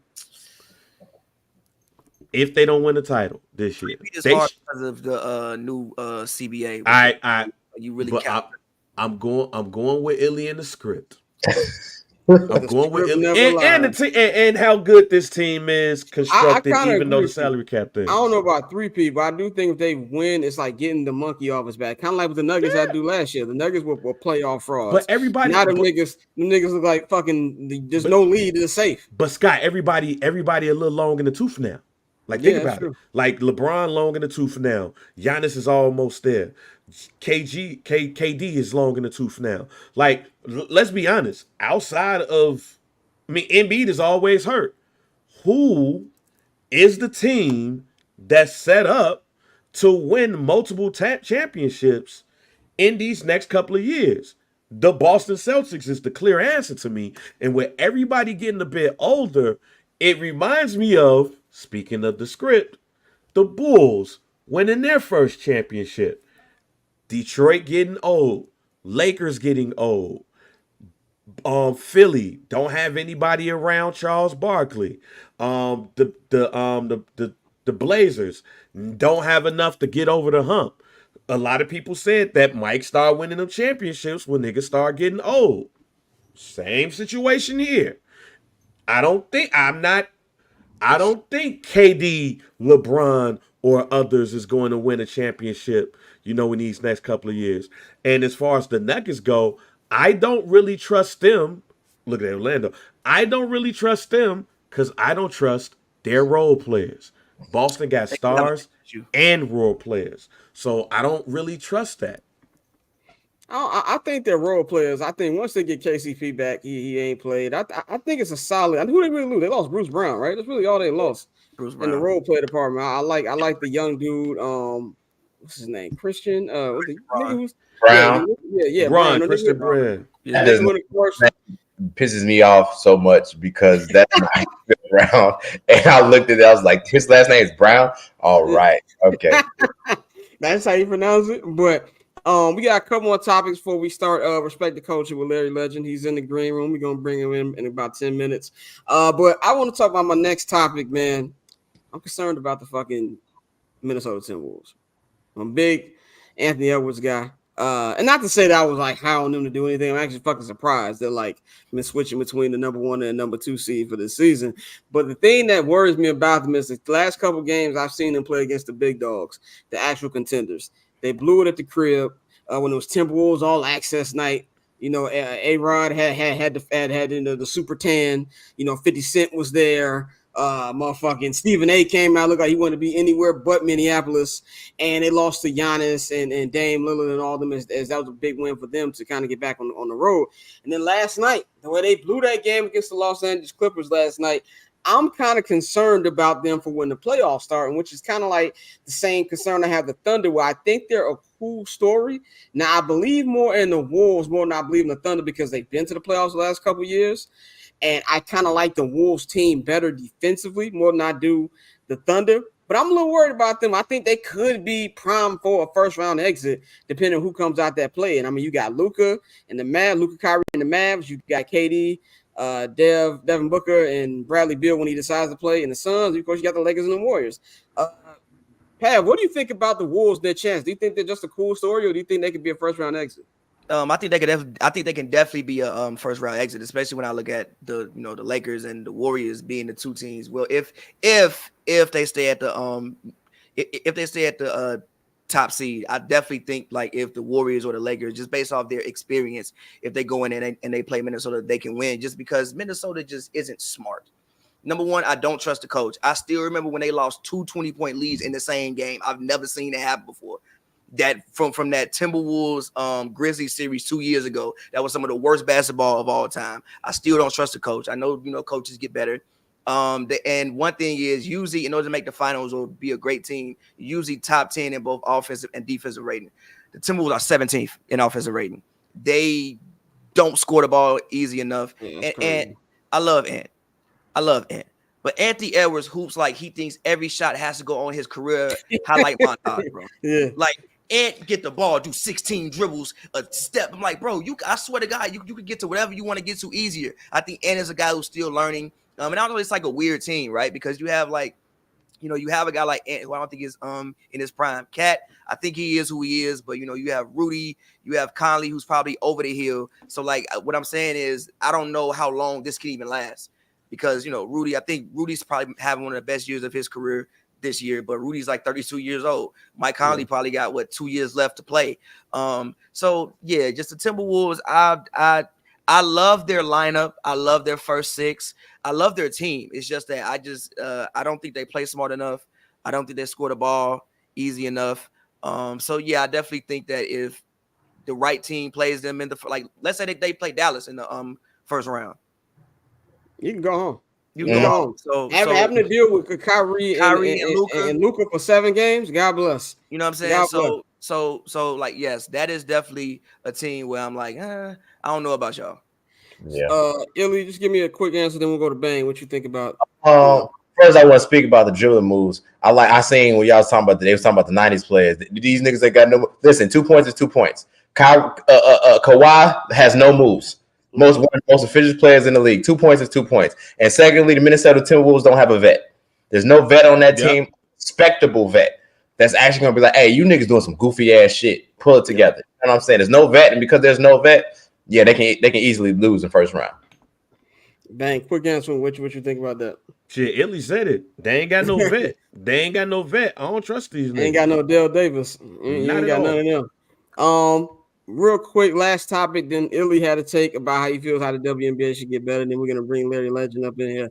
Wemby Chet, man. First of all, big Wembanyama guy. Like I've been trying to figure out who's gonna be my favorite player when Steph retires. Of course, Luka has the title right now. But Victor Wembanyama might be taking it, bro. Like this motherfucker. We were talking about LeBron earlier, meeting expectations. Victor Wembanyama is everything they said he is. And I think what's even more impressive for me is defensively. Defensively, he's been like all over the fucking court, which has been incredible.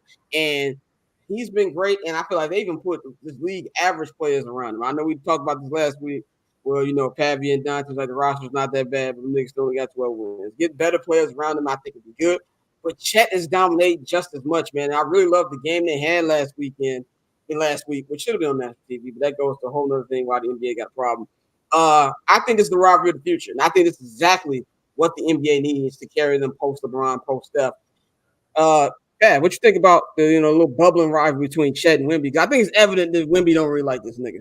Nah, I think they both respect each other. And this is the thing that even started, I think, in the under 17 game when Wemby and Chet played each other when they were both 17 years old, and actually America won, but Wemby had a better game. I think they both respect each other. They both compete. I mean, in that game, in the first half, Chet was kind of giving it to Wemby, and in the second half, Wemby gave it to Chet. So you can see that both of them compete. They love playing against each other. I love the markets that they're in. My only thing with both of these two guys is like, I trust Wemby to stay healthy more than I trust Chet. Chet has already had a serious injury. But, yeah, man, if these guys can stay healthy, I think that we're looking at something for the next 10, 15 years that we can all enjoy. I absolutely agree. I absolutely agree. And listen, I'm a betting guy, right? And I watch a lot of these NBA games not because they're entertaining, just to see my props. But when I watched that game on NBA TV, I was glued. I loved it. It's just something that's very entertaining. And I feel like the entertainment value is falling out of the NBA. I feel like they try to make it more entertaining, quote unquote, to let more offense in it, but that's become more boring. It's become really boring and stagnant. I really, really love this Chet Wemby thing. They got their two long, slender bigs going at each other. They coming in, they both fighting for rookie of the year, and it's like Patty said, especially in their respective markets. Those are two both small market teams, and it does wonders for those markets. I think it's going to be amazing for the NBA. It's something to build upon for years to come. Bang, man, what you think about what they got going on with Wemby and Chet? Hey, man, the script and cycles. You know what I'm saying? Back in the day, what was the NBA, man? It was the big man's league. Shouts out to all of the towers that used to patrol the paint and all of that stuff. Looks like we back to that. Wemby, Chet, Joel when he out there, Giannis. The NBA is looking like a big man's league again. But those two in general, man, I hate to say what I'm about to say, but I can't wait for the NBA to pull it. You know what I'm saying? This is Wilt versus Bill. Wilt versus Bill. Okay. All over again, fam. And I'm waiting for the NBA to pull it. I'm waiting for the NBA to do their miking. Wilt. Shaq and mediocre niggas. Like I can't wait till they start naming all of the big men, and then at the end of it is Wemby, Chet. Yeah, I can't wait till that script happens because that shit's gonna happen soon. Especially if the NBA goes back on NBC, because they're gonna be hitting us with all of the cold ass montages. Oh, Jokic. Like they're gonna have all of those joints. Get Bob Costas off CNN and get us some life-changing promos. We're gonna wrap this up, Illy. We're gonna wrap this segment up. You hit me up specifically since you wanted to come on.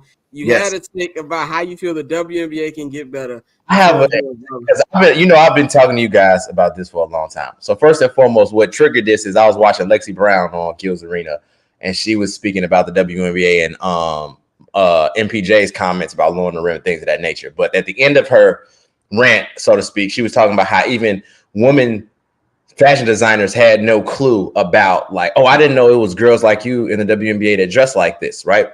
Right. Let's go back. I was going to the Chicago Sky games when they was playing at Rosemont at the Allstate Arena. Shout out to my sister Cappy Pondexter. I later became a season ticket holder the season after that. Shout out to my homegirl Sky, who was working in the marketing division, and I gave her a whole bunch of tons of ideas for the Sky. The Sky shot her down, and she ended up leaving. She's corporate's manager.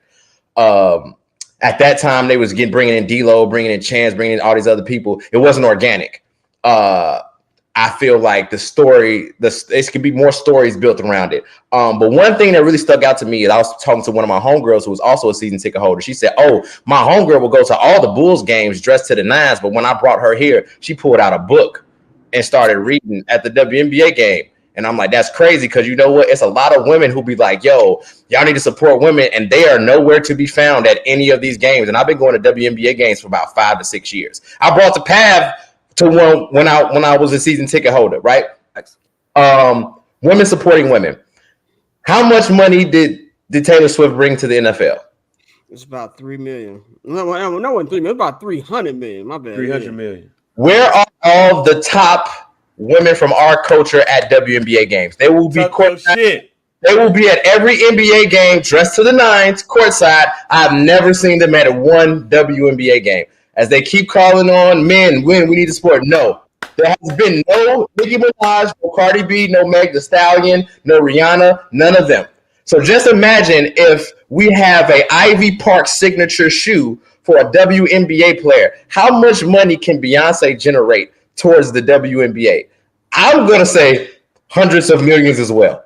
That's just me. And you'll have girls flocking all over that. I had no clue about this. Have them design some jerseys, right? Things of that nature. There's no way that Ivy Park does not have a signature shoe for a star in the WNBA. ISO this nigga. Yeah, clear the lane out.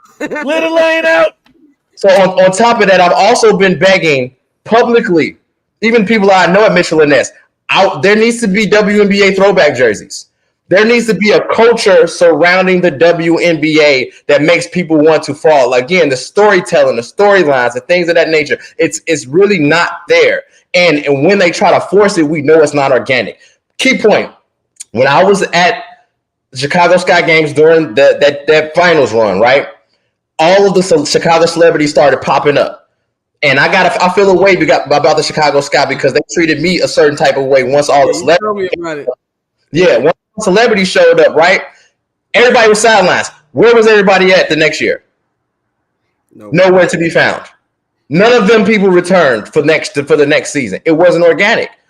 So the people that was already championing them and they was like, oh, we're gonna kick y'all to the side. I'm a rock with them because it quote unquote bring me more clout. That's not what it's about. That's not what it's built on. We look at the NBA. The NBA wasn't built in 2015. It took a long time for the NBA to get to where they are. About 39 years. That's another thing that I feel like people want this WNBA to speed up and be exactly what the NBA. That's not going to happen. It took a long time for the NBA to get to where they are. At the end of the day, women have to support women. This is not a thing. Y'all know this, especially in entertainment industry. In any industry that you're selling things, you sell to women and children, not men. You sell to women and children. They keep trying to sell it to guys. No. Why women are free before 12 to bring all the guys. So with all of this stuff that this marketing, all this needs to be marketed toward the casual woman fan, the woman that'll show up at the United Center when the Bulls are a trash team that will be in red bottoms and this and that and paying for. I personally know 3 or 4 girls who paid to sit sideline this year, and the Bulls are trash, and they will never show their face at a Sky game. And again, we talk about all this, and the women have to support the women on this one. And I only say that because I've been in this culture and around this culture for the past 5 or 6 years, and I have all the receipts for it. You got the receipts. By the way, when I clip this up, and I will be clipping this up, send me pictures of you at the games. I have, when they had those garbage uniforms they had before the good ones they had. I was sidelined at all those games. I remember when Ty Young was playing and she was dating what's his name? Allegedly. the girl. What can y'all know who I'm talking about, man? Stevie J, baby mama. Oh, Jocelyn. Mimi, what's her name? When she was dating the Chicago, yeah, okay. She was like, "Oh, I like your hair." I said, "You better stop. You better stop right now." Don't ask me how I know that, but go ahead. But listen, so at the end of the day, the women got to support the women. There's no reason why these big time celebrity women are at these games, and there's no reason why there's not a Beyonce Ivy Park signature shoe for these ladies. No reason whatsoever. So, man, Illy, look, man, always great. Because I've been, man, look, not only have I been saying that for a while, when you look at a college game, you mostly hear women, you mostly hear the cow horns and all that stuff. That's where it's at. Matter of fact, go look at a volleyball game. Like, volleyball is ascending right now, women's volleyball, and part of that reason is because women are involved in seeing the product. And last but certainly not least, remember when Puff went ahead and designed them damn Dallas Mavericks jerseys? You're right. How come we can't get a female designer to design jerseys for the women? Give me an Italian WNBA shoe, one at the top. You know what I'm saying? Like, there's no reason that these women it's about culture, and there hasn't been a crossbreeding of the rap, black, whatever you want to say, hip hop culture and the WNBA. I haven't seen it at all in no form or fashion. I want to rock some Cheryl Swoops WNBA throwback jersey, authentic, because not them champion stuff on eBay. I need the authentic Mitchell and Ness cuts. That's what I need. You give some good points, man. Definitely good points. When you hit me up, so I got a point to say about W. I was not gonna lie, I was a little afraid. I was like, 4 minutes. Receipts in the crib. I'm G4 class, G14 class. G14 class 5. He was outside with it, man. Y'all know to follow my guy Illy at The Boy Illinois on Twitter. He is the man behind our great theme song that everybody loves, by the way. Everybody loves the song. So I would have thought. Thank y'all so much. We finna blow up off a pod song. Let's do it. Shout out to Illy, and of course, shout out to Pavy, man. You can follow him at Pavy World on Twitter and Instagram. Visit pavverbs.com right now. Stream FaceTime is dangerous. As I exit both you out of there, stay in the room so I can get all your files up, because I'm going to put this on Instagram 100%. So we definitely appreciate y'all, man. So we'll holler. My man. We are going to begin our next segment on here, which is called Respect the Coach, and we've got the one and only Larry Legend in the house, man. We gonna get the artwork of it. Hold on, I got you right. There we go. Yes, sir. We got artwork. And we got artwork. We got artwork here. Respect the Culture with the one and only Larry Legend, man. Of course, you can follow him at Larry is Legend. I'm looking for the banner right now. There we go. Follow Larry at Larry's Legend on Twitter and Instagram. Larry, what's going on, brother? Another Monday, man. You know, just chilling, trying to stay out of the way. Same old, you know. Same old, man. Hot today, so you know it's a way to be out. And it is Chicago's birthday. Happy birthday, Chicago! Man. I know we have the order that you send me. Since it is Chicago's birthday, let's kind of start with some Chicago stuff, man. We know you put this question on here: favorite things about Chicago. First of all, give me your favorite things about the city of Chicago, and I'll give mine, even as somebody who hasn't lived there for 10 years. Go ahead. Oh man. First and foremost is the food, easily. I think we got the best food in the nation. I feel like we got the best street food / hood food in the nation, easily. I don't know, man. I love everything about Chicago. The people. My favorite stuff is still the food, though. It's the food and it's the segregation. I ain't gonna lie. That's one of my favorite things about Chicago. I feel like that keeps Black culture alive and in a space that we still got secrets that we can keep.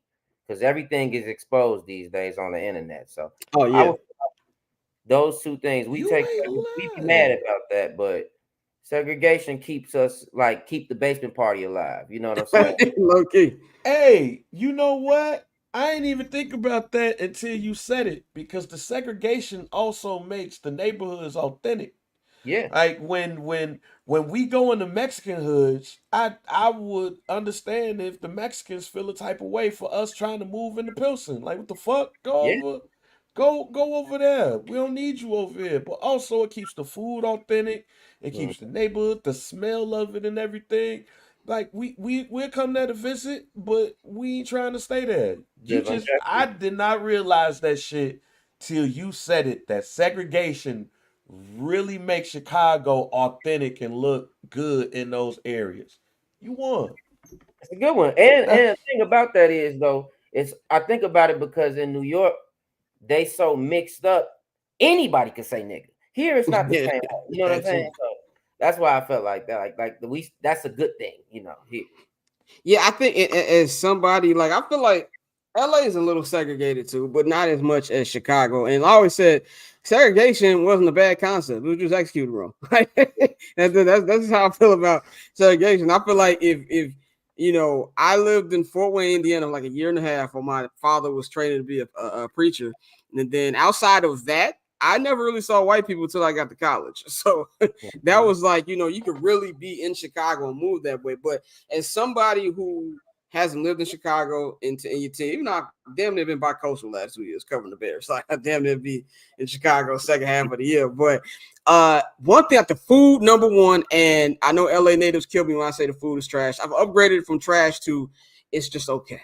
I found some decent. It's not a bad food city, but I wouldn't consider a food city like a Chicago or New York, and I think New Orleans is cool, but New Orleans ain't really got the variety. Miami has great restaurants. Vegas has good restaurant scene. So I don't put it with that. But New Orleans just looks like a great city to fuck in. Like it is. I mean, it's a great city. Great city to have sex in. Like anytime I think about New Orleans, I think about like sex in a musty hotel with the fan going and shit. You and your bitches just naked as hell, laying there with the cover half over you with a smoking. The hotel they did the Tupac Temptations video in. Yep. That's what New Orleans means to me. Temptations. Yeah, I think even from that, like New Orleans is a great city. I don't think they have the food variety of Chicago, but like Chris Smith just said in the comments, the architecture. Like the architecture went away for a little bit for me because I was going to Columbia College and I would see downtown every motherfucking day. But after I graduated, I was like, damn, and especially when I come back, it's that. And this honestly is real ass people. Mm-hmm. I keep telling people, Los Angeles is not a city. It is a different fucking planet. Like these are not real individuals here. You know what I'm saying? Like I'm not one of the people who go around, LA people fake. No, I've met a lot of native, cool as hell. But like Chicago just is different. It's real people here. It's a work ethic, and I just love coming home and you feel the love when I come home, man. It's just certain stuff about it. It's a sports town. Mm-hmm. When there's any team that's even remotely good, you feel it. Like niggas don't watch hockey, but when the Blackhawks win the championship, niggas was watching hockey. Niggas was out here when they won them shits. Your hats going to the parade. So that's just what I love about Chicago. Dante, you've been out of Chicago for a minute, but what do you love about the city? You know what I'm saying? It's like I said the other day, it's being black from Chicago is different. Like it's different. We just have a different pride about ourselves. And like I said, having black principals, black teachers, black dentist, black orthodontist. Shout out to Dr. Barnes. I had to look bro up. Dr. Barnes off 87 G between Cottage Grove and Stony. Still don't know that world this nigga live real in. Nigga. If you had braces, you had an orthodontist, bro. Trust me. Like you might just call the nigga the dentist, but he an orthodontist. I've never seen a black dentist in my life. Shout out to bro. But nah, bro, it's just really different because when you move away, it gives you an appreciation for it because like obviously I live in Atlanta, it's a pretty black city. But like when I go to other cities and then like you don't run into black people for a minute, or then when you run into black people and they not, just warm and inviting. I'm saying everybody in Chicago nice because they not, because you know what people be on. But at the same time, it's still a love, and it's like, hey, what's good, bro? Like, what's up? Like, you don't get that in other cities. You don't get that everywhere else. So that's one of the things I really appreciated about it. You spoke about the architecture. I think we do have the best downtown in America, one of the best in the world, easily that I've seen. And I love that. We always talk about the winners and everything, and I think that's what makes summertime Chicago so amazing because you got to pack all your fun in that 3 months, G. Mm-hmm. And so it's so many things going on all around the city. Everybody outside, everybody trying to kick it. And so it's just it's a beautiful thing, especially if you're black, bro. Like being black from Chicago, like I said, that's something I really take pride in. And Bang has moved from Chicago, moved back Chicago. The fact that Lero didn't even know that you moved back, which was funny as hell. He didn't even know that you moved back. But nah, man. Hey, first of all, hey, segregation. Like you won because we don't get the tacos that we get without segregation. Yeah. We don't get the food that we get without segregation. We don't, and like ain't nobody mixing and mixing in with their food. We can do all that fusion shit downtown. But if you want to go get some authentic food, you go up in those neighborhoods and you respect the neighborhood, or the neighborhood will whoop your ass. One of my Mexican folks. Yeah, like me, like right. Are you? Look, I respect RUGD, fam. You know, I shout. Hey, I respect Humboldt Park for throwing down GD 15 times to see if you flinch. And the 16th time, you be like, man, stop that shit. Oh, you are GD. Like I respect that. But nah, man, like the whole thing about respecting the culture, like you can't go into a neighborhood and not respect it, or they're gonna move you out. One of my Mexican homies told me about how him and his buddy went to Chinatown to get something to eat. They ain't respect the culture, and everybody in the restaurant whooped their ass and threw them out. Like you can't get that nowhere else. But even going in these neighborhoods, like go and look at Chinatown, go and look at Greektown. You know what I'm saying? Go look at where the Polish folks is at. You know what I'm saying? But just look at out west. Look at the South Side. Look at Hyde Park. Like you go in these neighborhoods and you feel such like even in this worst, you feel like a togetherness. You feel like, yo, like, man, it feels good to be. As soon as you walk out the crib, like, it feels good. The architecture, going downtown, like, I will say, like, going downtown lately has been weird. You know what I'm saying? With a lot of the stuff that's been closed on, like, Michigan. But it still nothing beats driving down Lakeshore Drive. Like, driving down I saw somebody put on social media, driving down Lakeshore Drive is a date. Yes, the fuck it is. You know what I'm saying? Just turn around. You can't find you a place to park at the beach. Just keep riding around this motherfucker. Finally find you something, and then you good. The last thing that I'll say about what I love about Chicago is just the fact that, you know, we might not like each other here sometimes. But when you go out of town, when we outside, we rep the crib to the death. You know what I'm saying? And I like that about the city. We really fierce about our shit, and we gonna let it be known. I was in DC arguing with folks talking about some Joe came from here. Like, no, nigga, it came from us, fam. Like I was they took Joe and mild sauce from us. Yeah, and bullshit mumbo sauce. Yeah, bullshit mumbo sauce and shit. You know what I'm saying? Like, nah, we got mild sauce over here. You know what I'm saying? The food. Our food is way better than y'all's. Y'all could keep these crab cakes, fam. And the same thing about St. Louis. I used to be out in St. Louis, and they say Chinaman. I felt like that was racist. That's very racist. That's very racist. So I was like, nah, I'm not doing that. But y'all Chinese food not even better than ours, Jack. And y'all peace ain't either. Emos is terrible, fam. I can't go to none of these places no more after they see these videos. But you had to say what it is. But I had to say what I had to say because I'm back at the crib and ain't nobody gonna do shit. We're gonna pivot back to Chicago in just a minute. But Lero, you had one thing I love when you be on Twitter, bro. Sometimes you say something and then people just be on you for like, oh yeah, they get on my ass. And you just had a little toss up about Mr. Michael Joseph Jackson. So I'm gonna give you the floor and tell me what happened with that. All right. So my question was really I was smoking blunts like I always do, and I just tweeted it. Look, do y'all think I forgot exactly where it came from, but I started thinking about how big Michael Jackson is. I think we was watching something, and it was, I think, like he bought a car when he was like 18. He bought a Rolls Royce to learn how to drive to take a chick out on a date. And I was just thinking about how much money this man made and spent, because he spent so much money. That one video when he had the interview and he was in Vegas buying all those $40,000 items, 60,000, like he was just going crazy. And it was like, would he have made as much money? Like the way that people idolize him and look to him. I'm not gonna say look up, but just look to him over the world. Though we talking about so many different cultures. My question was, do people think his appearance had anything to do with that? And as far as like his popularity, I think when it came to Michael Jackson might be like the most famous person after Jesus Christ, bro. Yeah. Like, I don't think 100%, nobody 100%. ever gonna top what he's like his fame level. Like it's people who have never seen, who's just born and they doing the moonwalk and they watch his videos and they got a glove, and it's just like he got so many people. And I feel like with the way we look at racism and everybody get on the internet, everything's racist.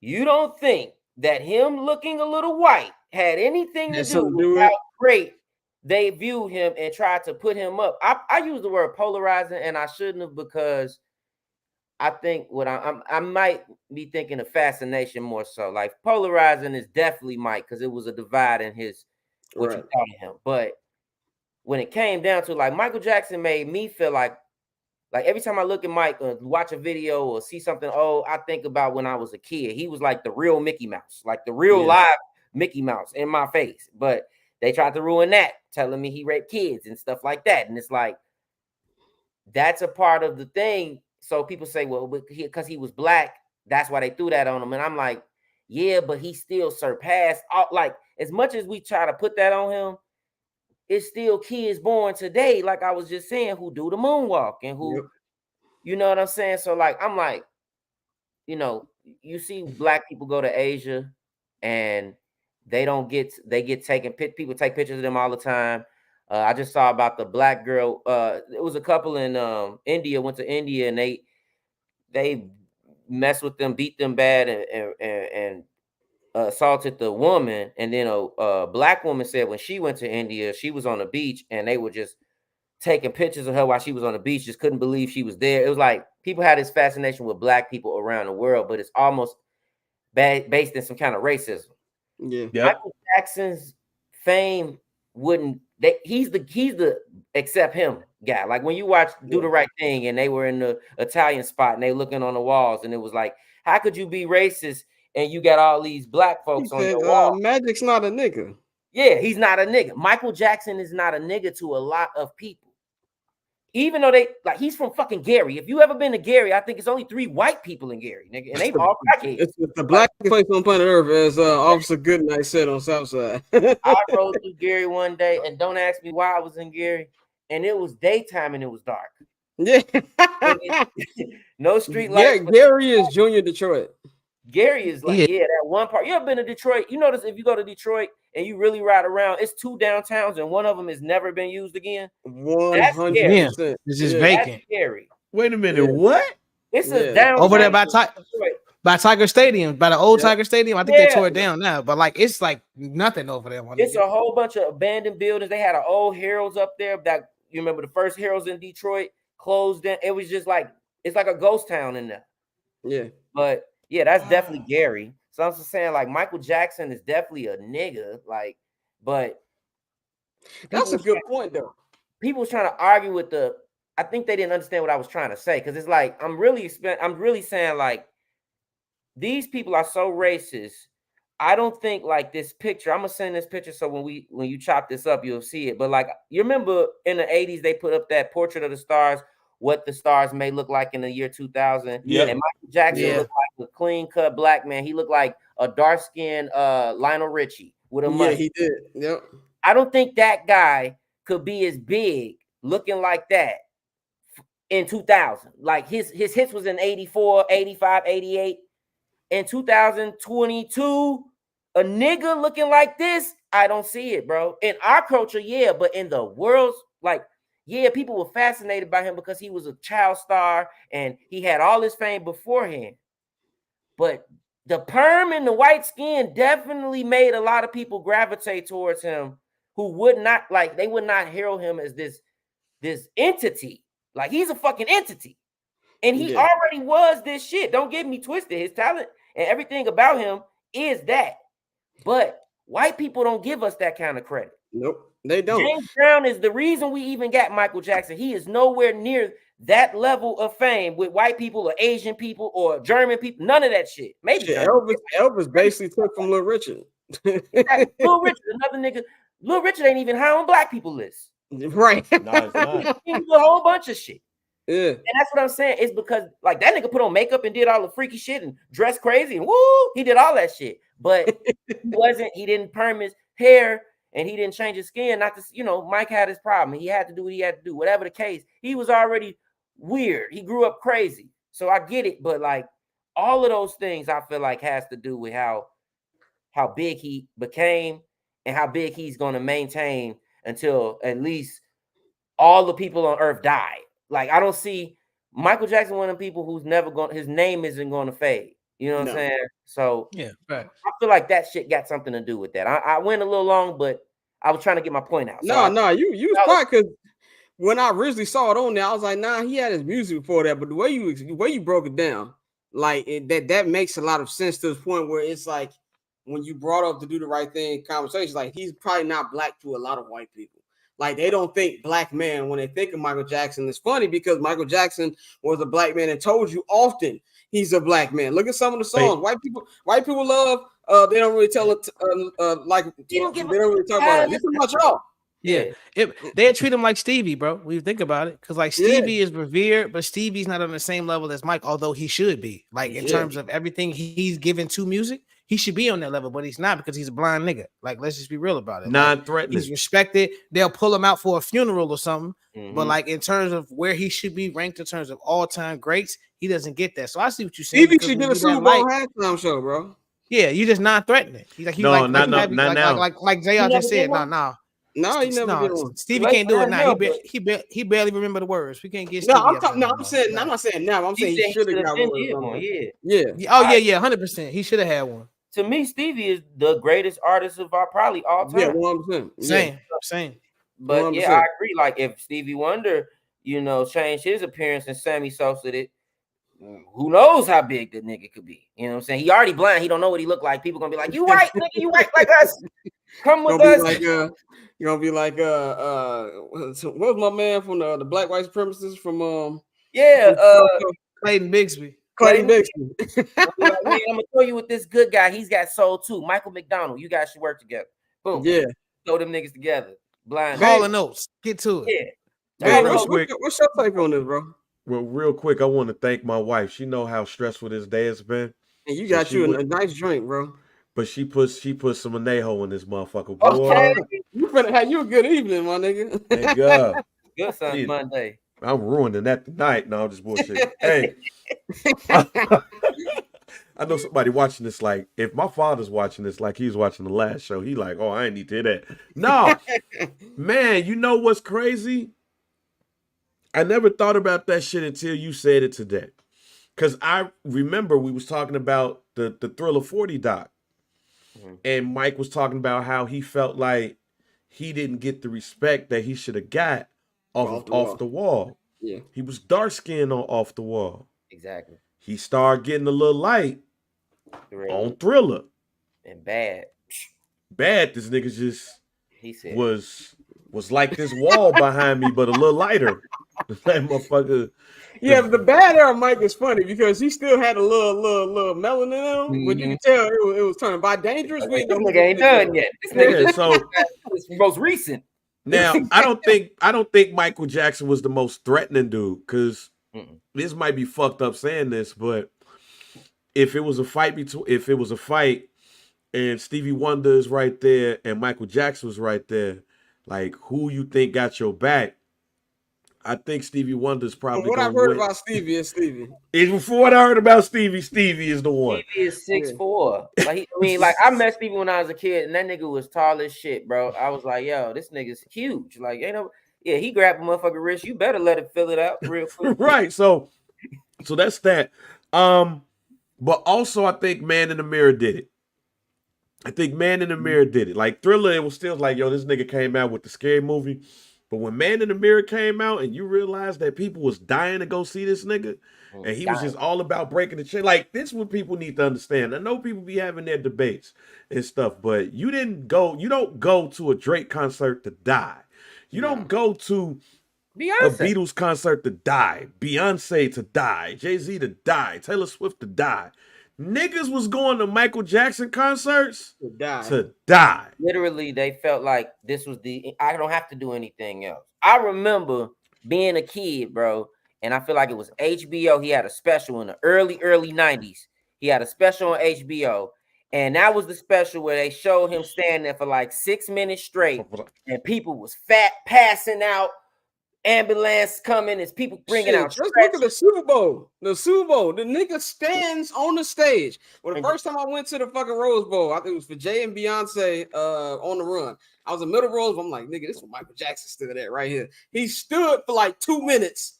Nothing. Nigga just losing it. Like just losing it. You remember when he did when he was at the I mean, every time he's been at a hotel, and the way people stand outside of his hotels is ridiculous. I one time was downtown. This is off subject a little bit, but I was downtown one time and I was walking down the street and I got stopped. No, I mean, I was driving down the street. I got stopped traffic. It was a block full, and it was just a block, but it was from Michigan to whatever, I guess, Rush. All in front of like, I guess, like it might have been a Park Hyatt or Peninsula, one of those hotels. Whole street full of little white girls screaming to the top of their lungs. Who the fuck is here? NSYNC is fucking 50. What the fuck is going on? It was for Justin Bieber. Whole street. I swear, I never seen as many people in that. We all go to that street. We've been down that street a million times. This is not even a big street. It's probably like, it felt like 10,000 people. It felt like Lollapalooza on a street.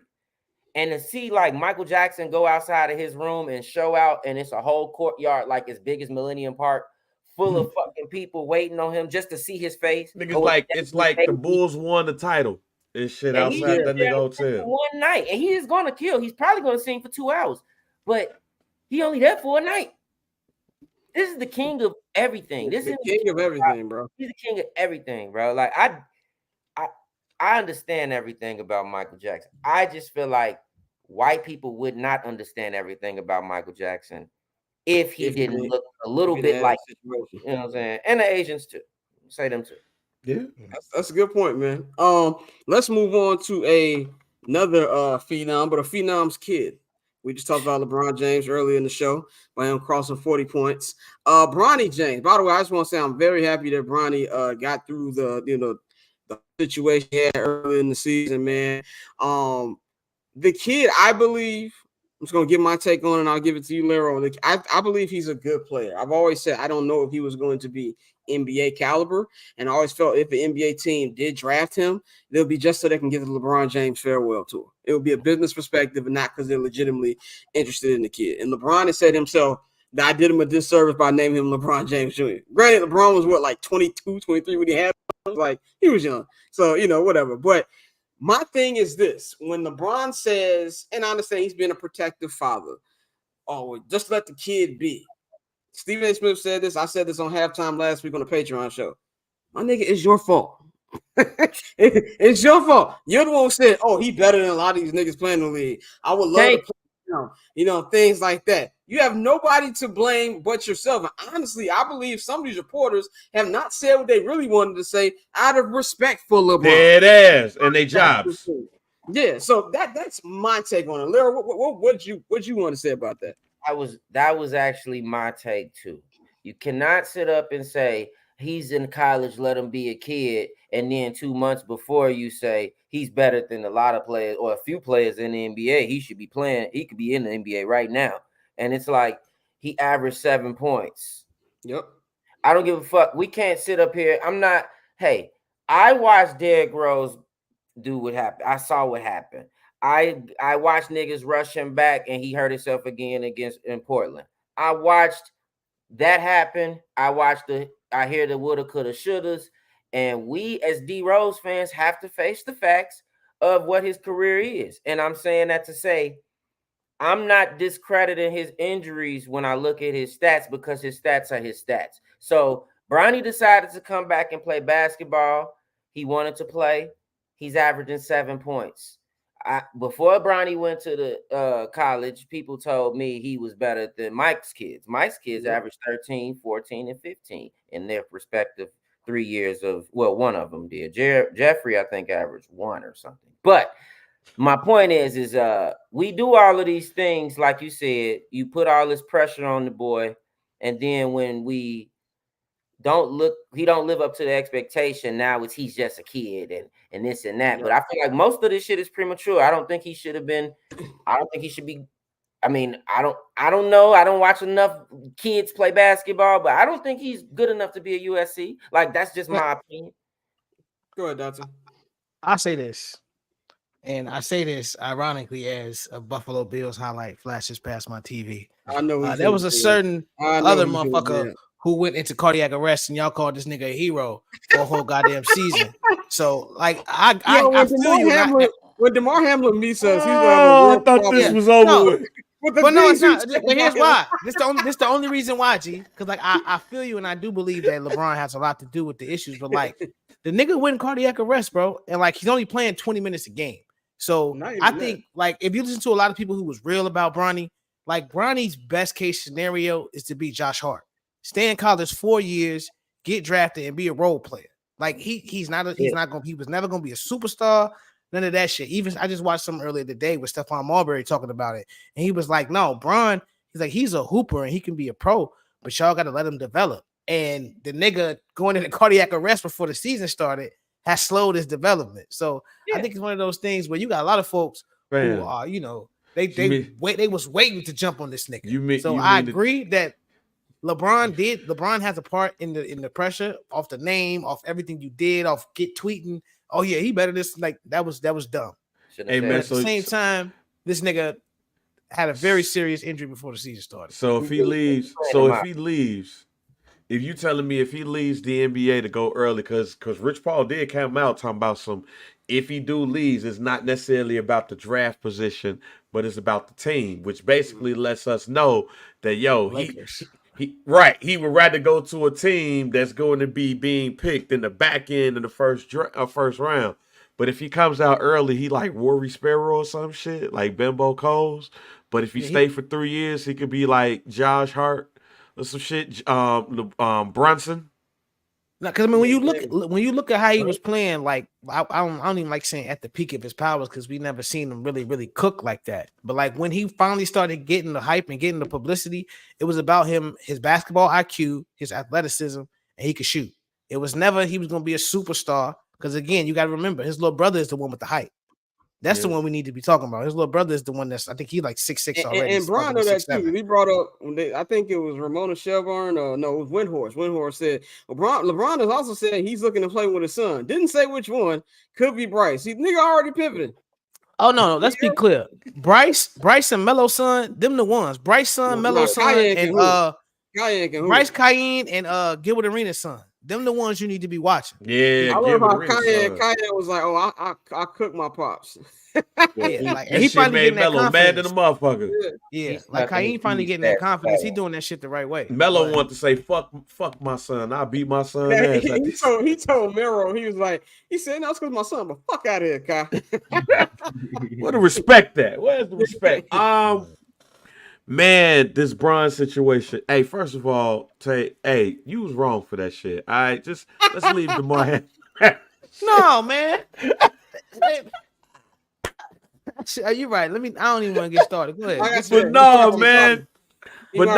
Hey, that frosty ass handshake that Stephen A. Smith got from LeBron James is squarely because LeBron James was wrong in that situation, and Stephen A. was right, and he didn't want to look at that man in the eye. Yes, Stephen A. I don't agree with Stephen A. a lot, but on this one, I totally agree. You jumped out the body about your son, and he's not performing at the level that you put the expectations at, because that's what you put on your son.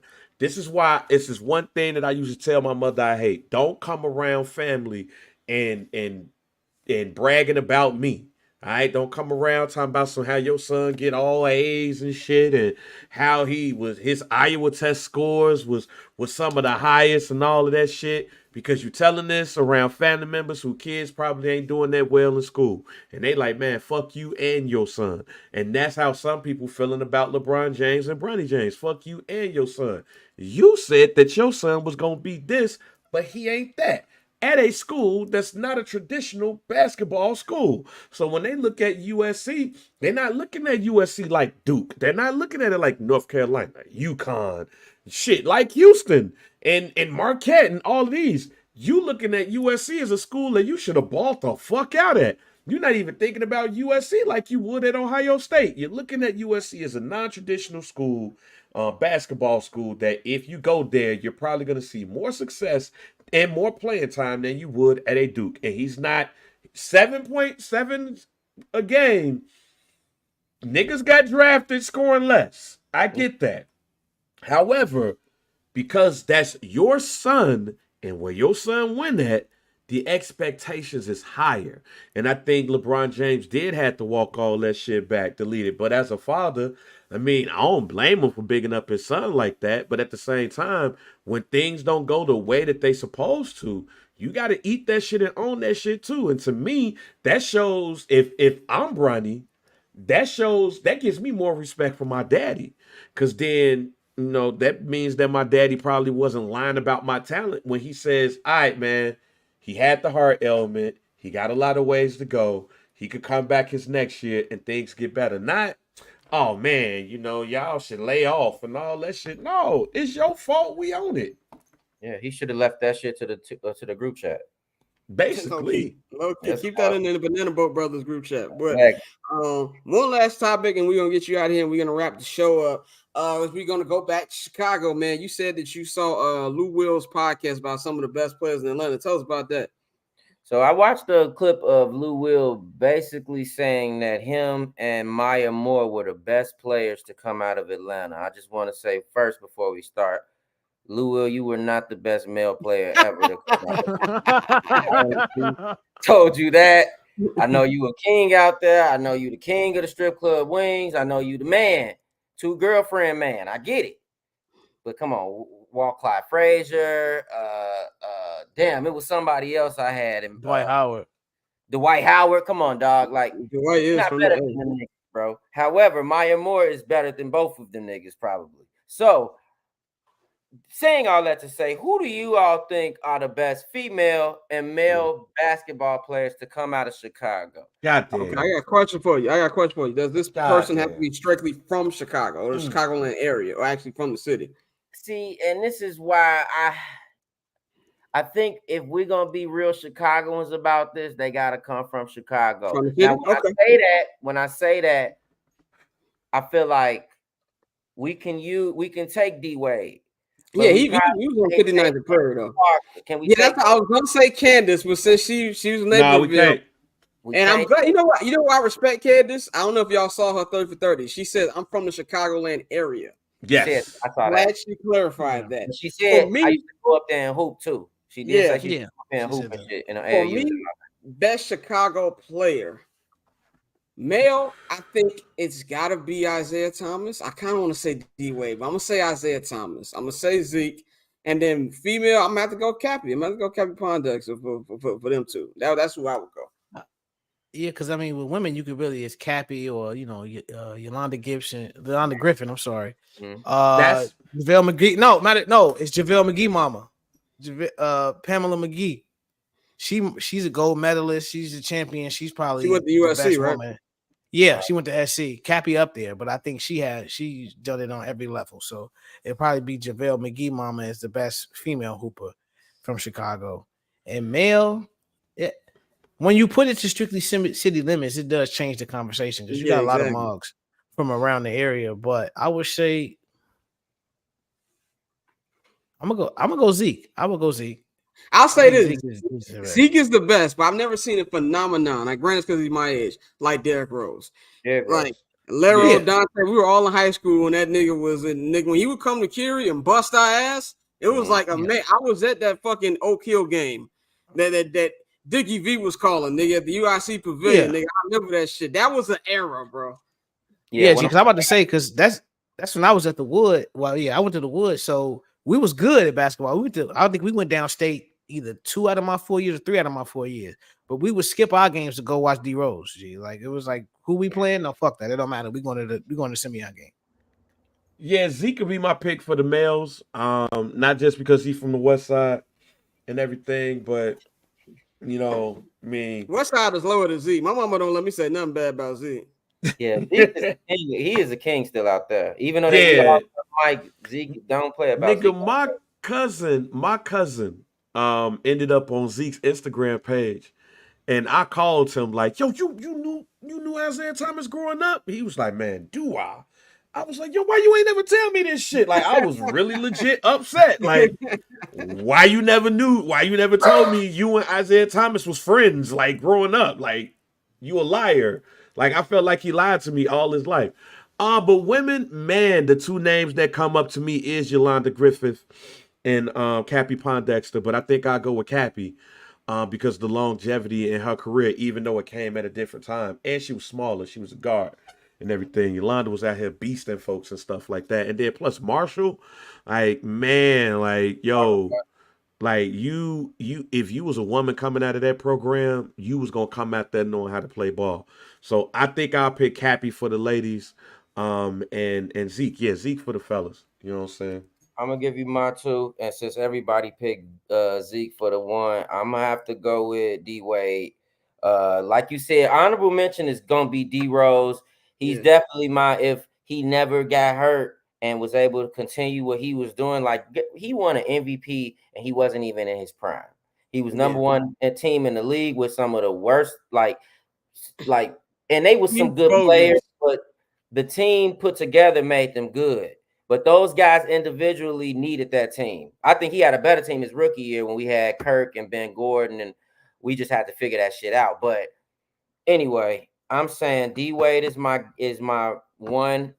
And the reason I'm gonna take him over Zeke, let me just say, is because I feel like D Wade was the better player on the Heat during those times in the championship. It takes a lot for a guy to win a championship for a franchise that just started probably 15 years before he got there. He wins a championship for them, then hands the keys over to somebody else, and he was still good, and he was still in his prime. And I think it take a lot for that, especially when they, you know how the shit went. The 2011 shit, he was the best player. It didn't work out because everybody else didn't come to play. He had to get in LeBron's face and tell the man, look, nigga, this your team now, whatever. And I think that takes a lot of pride. We all have our thing that we feel like we the D Wade of. We the this is our shit. You know, I'm sure you feel like that about Barber's chair. So I know if somebody came in, if the LeBron James of sports media came in to sign with you, and it's gonna take a lot for you to take that back seat.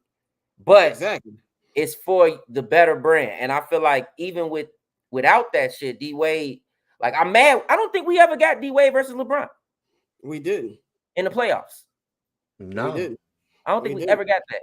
But we did. To be able to do that type of stuff definitely puts him up there. I mean, Zeke is, I was gonna say Zeke if everybody else was gonna say something else, because Zeke is that, you know, we don't talk about him enough. And the women's easily Cappie for me.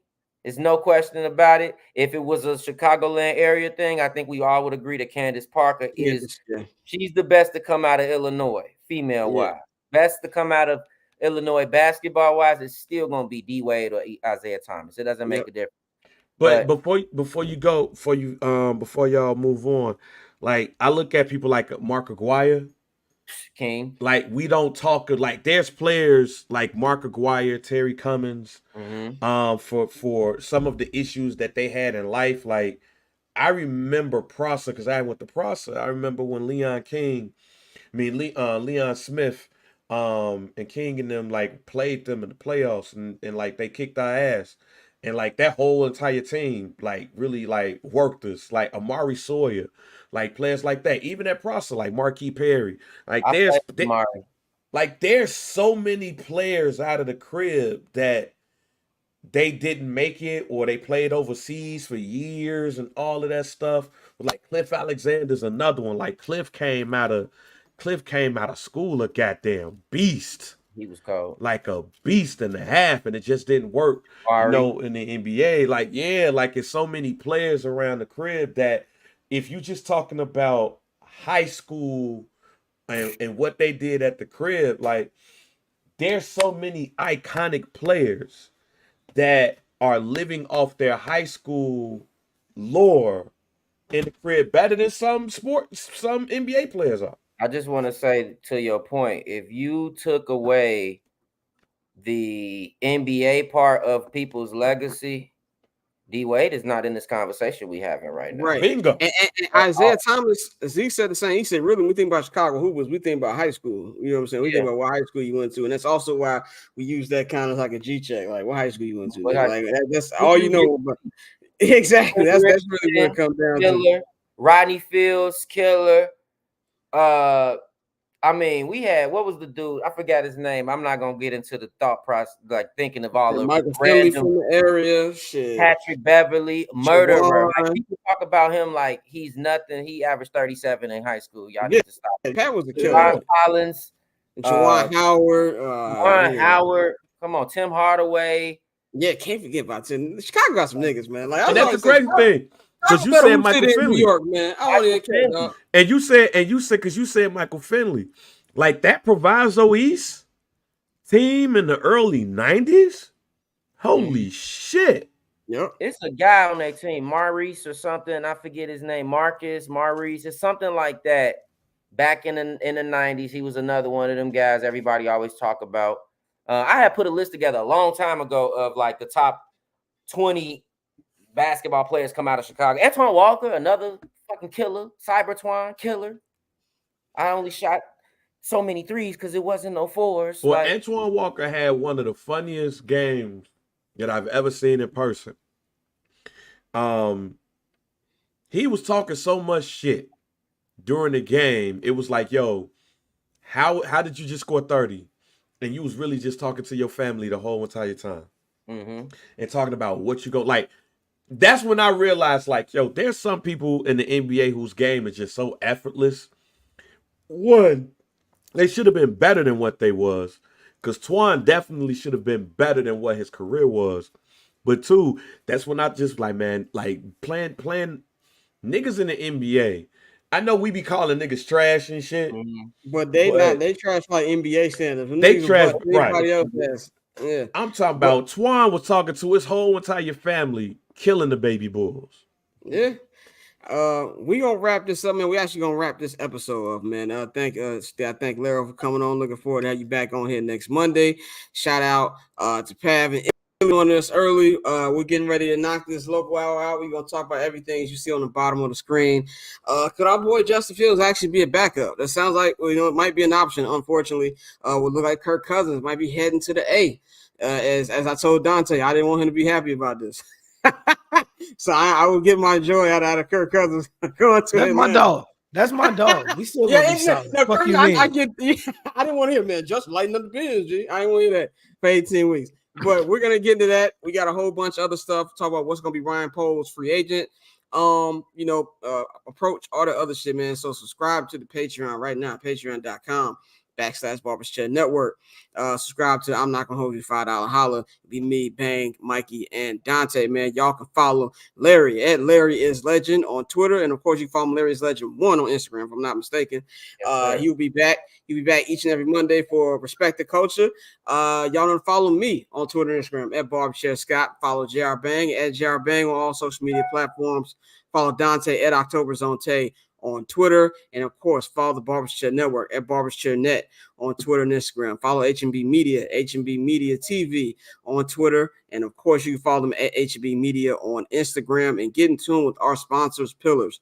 Visit pillarsclub.co or go to their Instagram Pillars_club to get all of your merchandise, man. We gonna holler at y'all on Friday. We up out of here.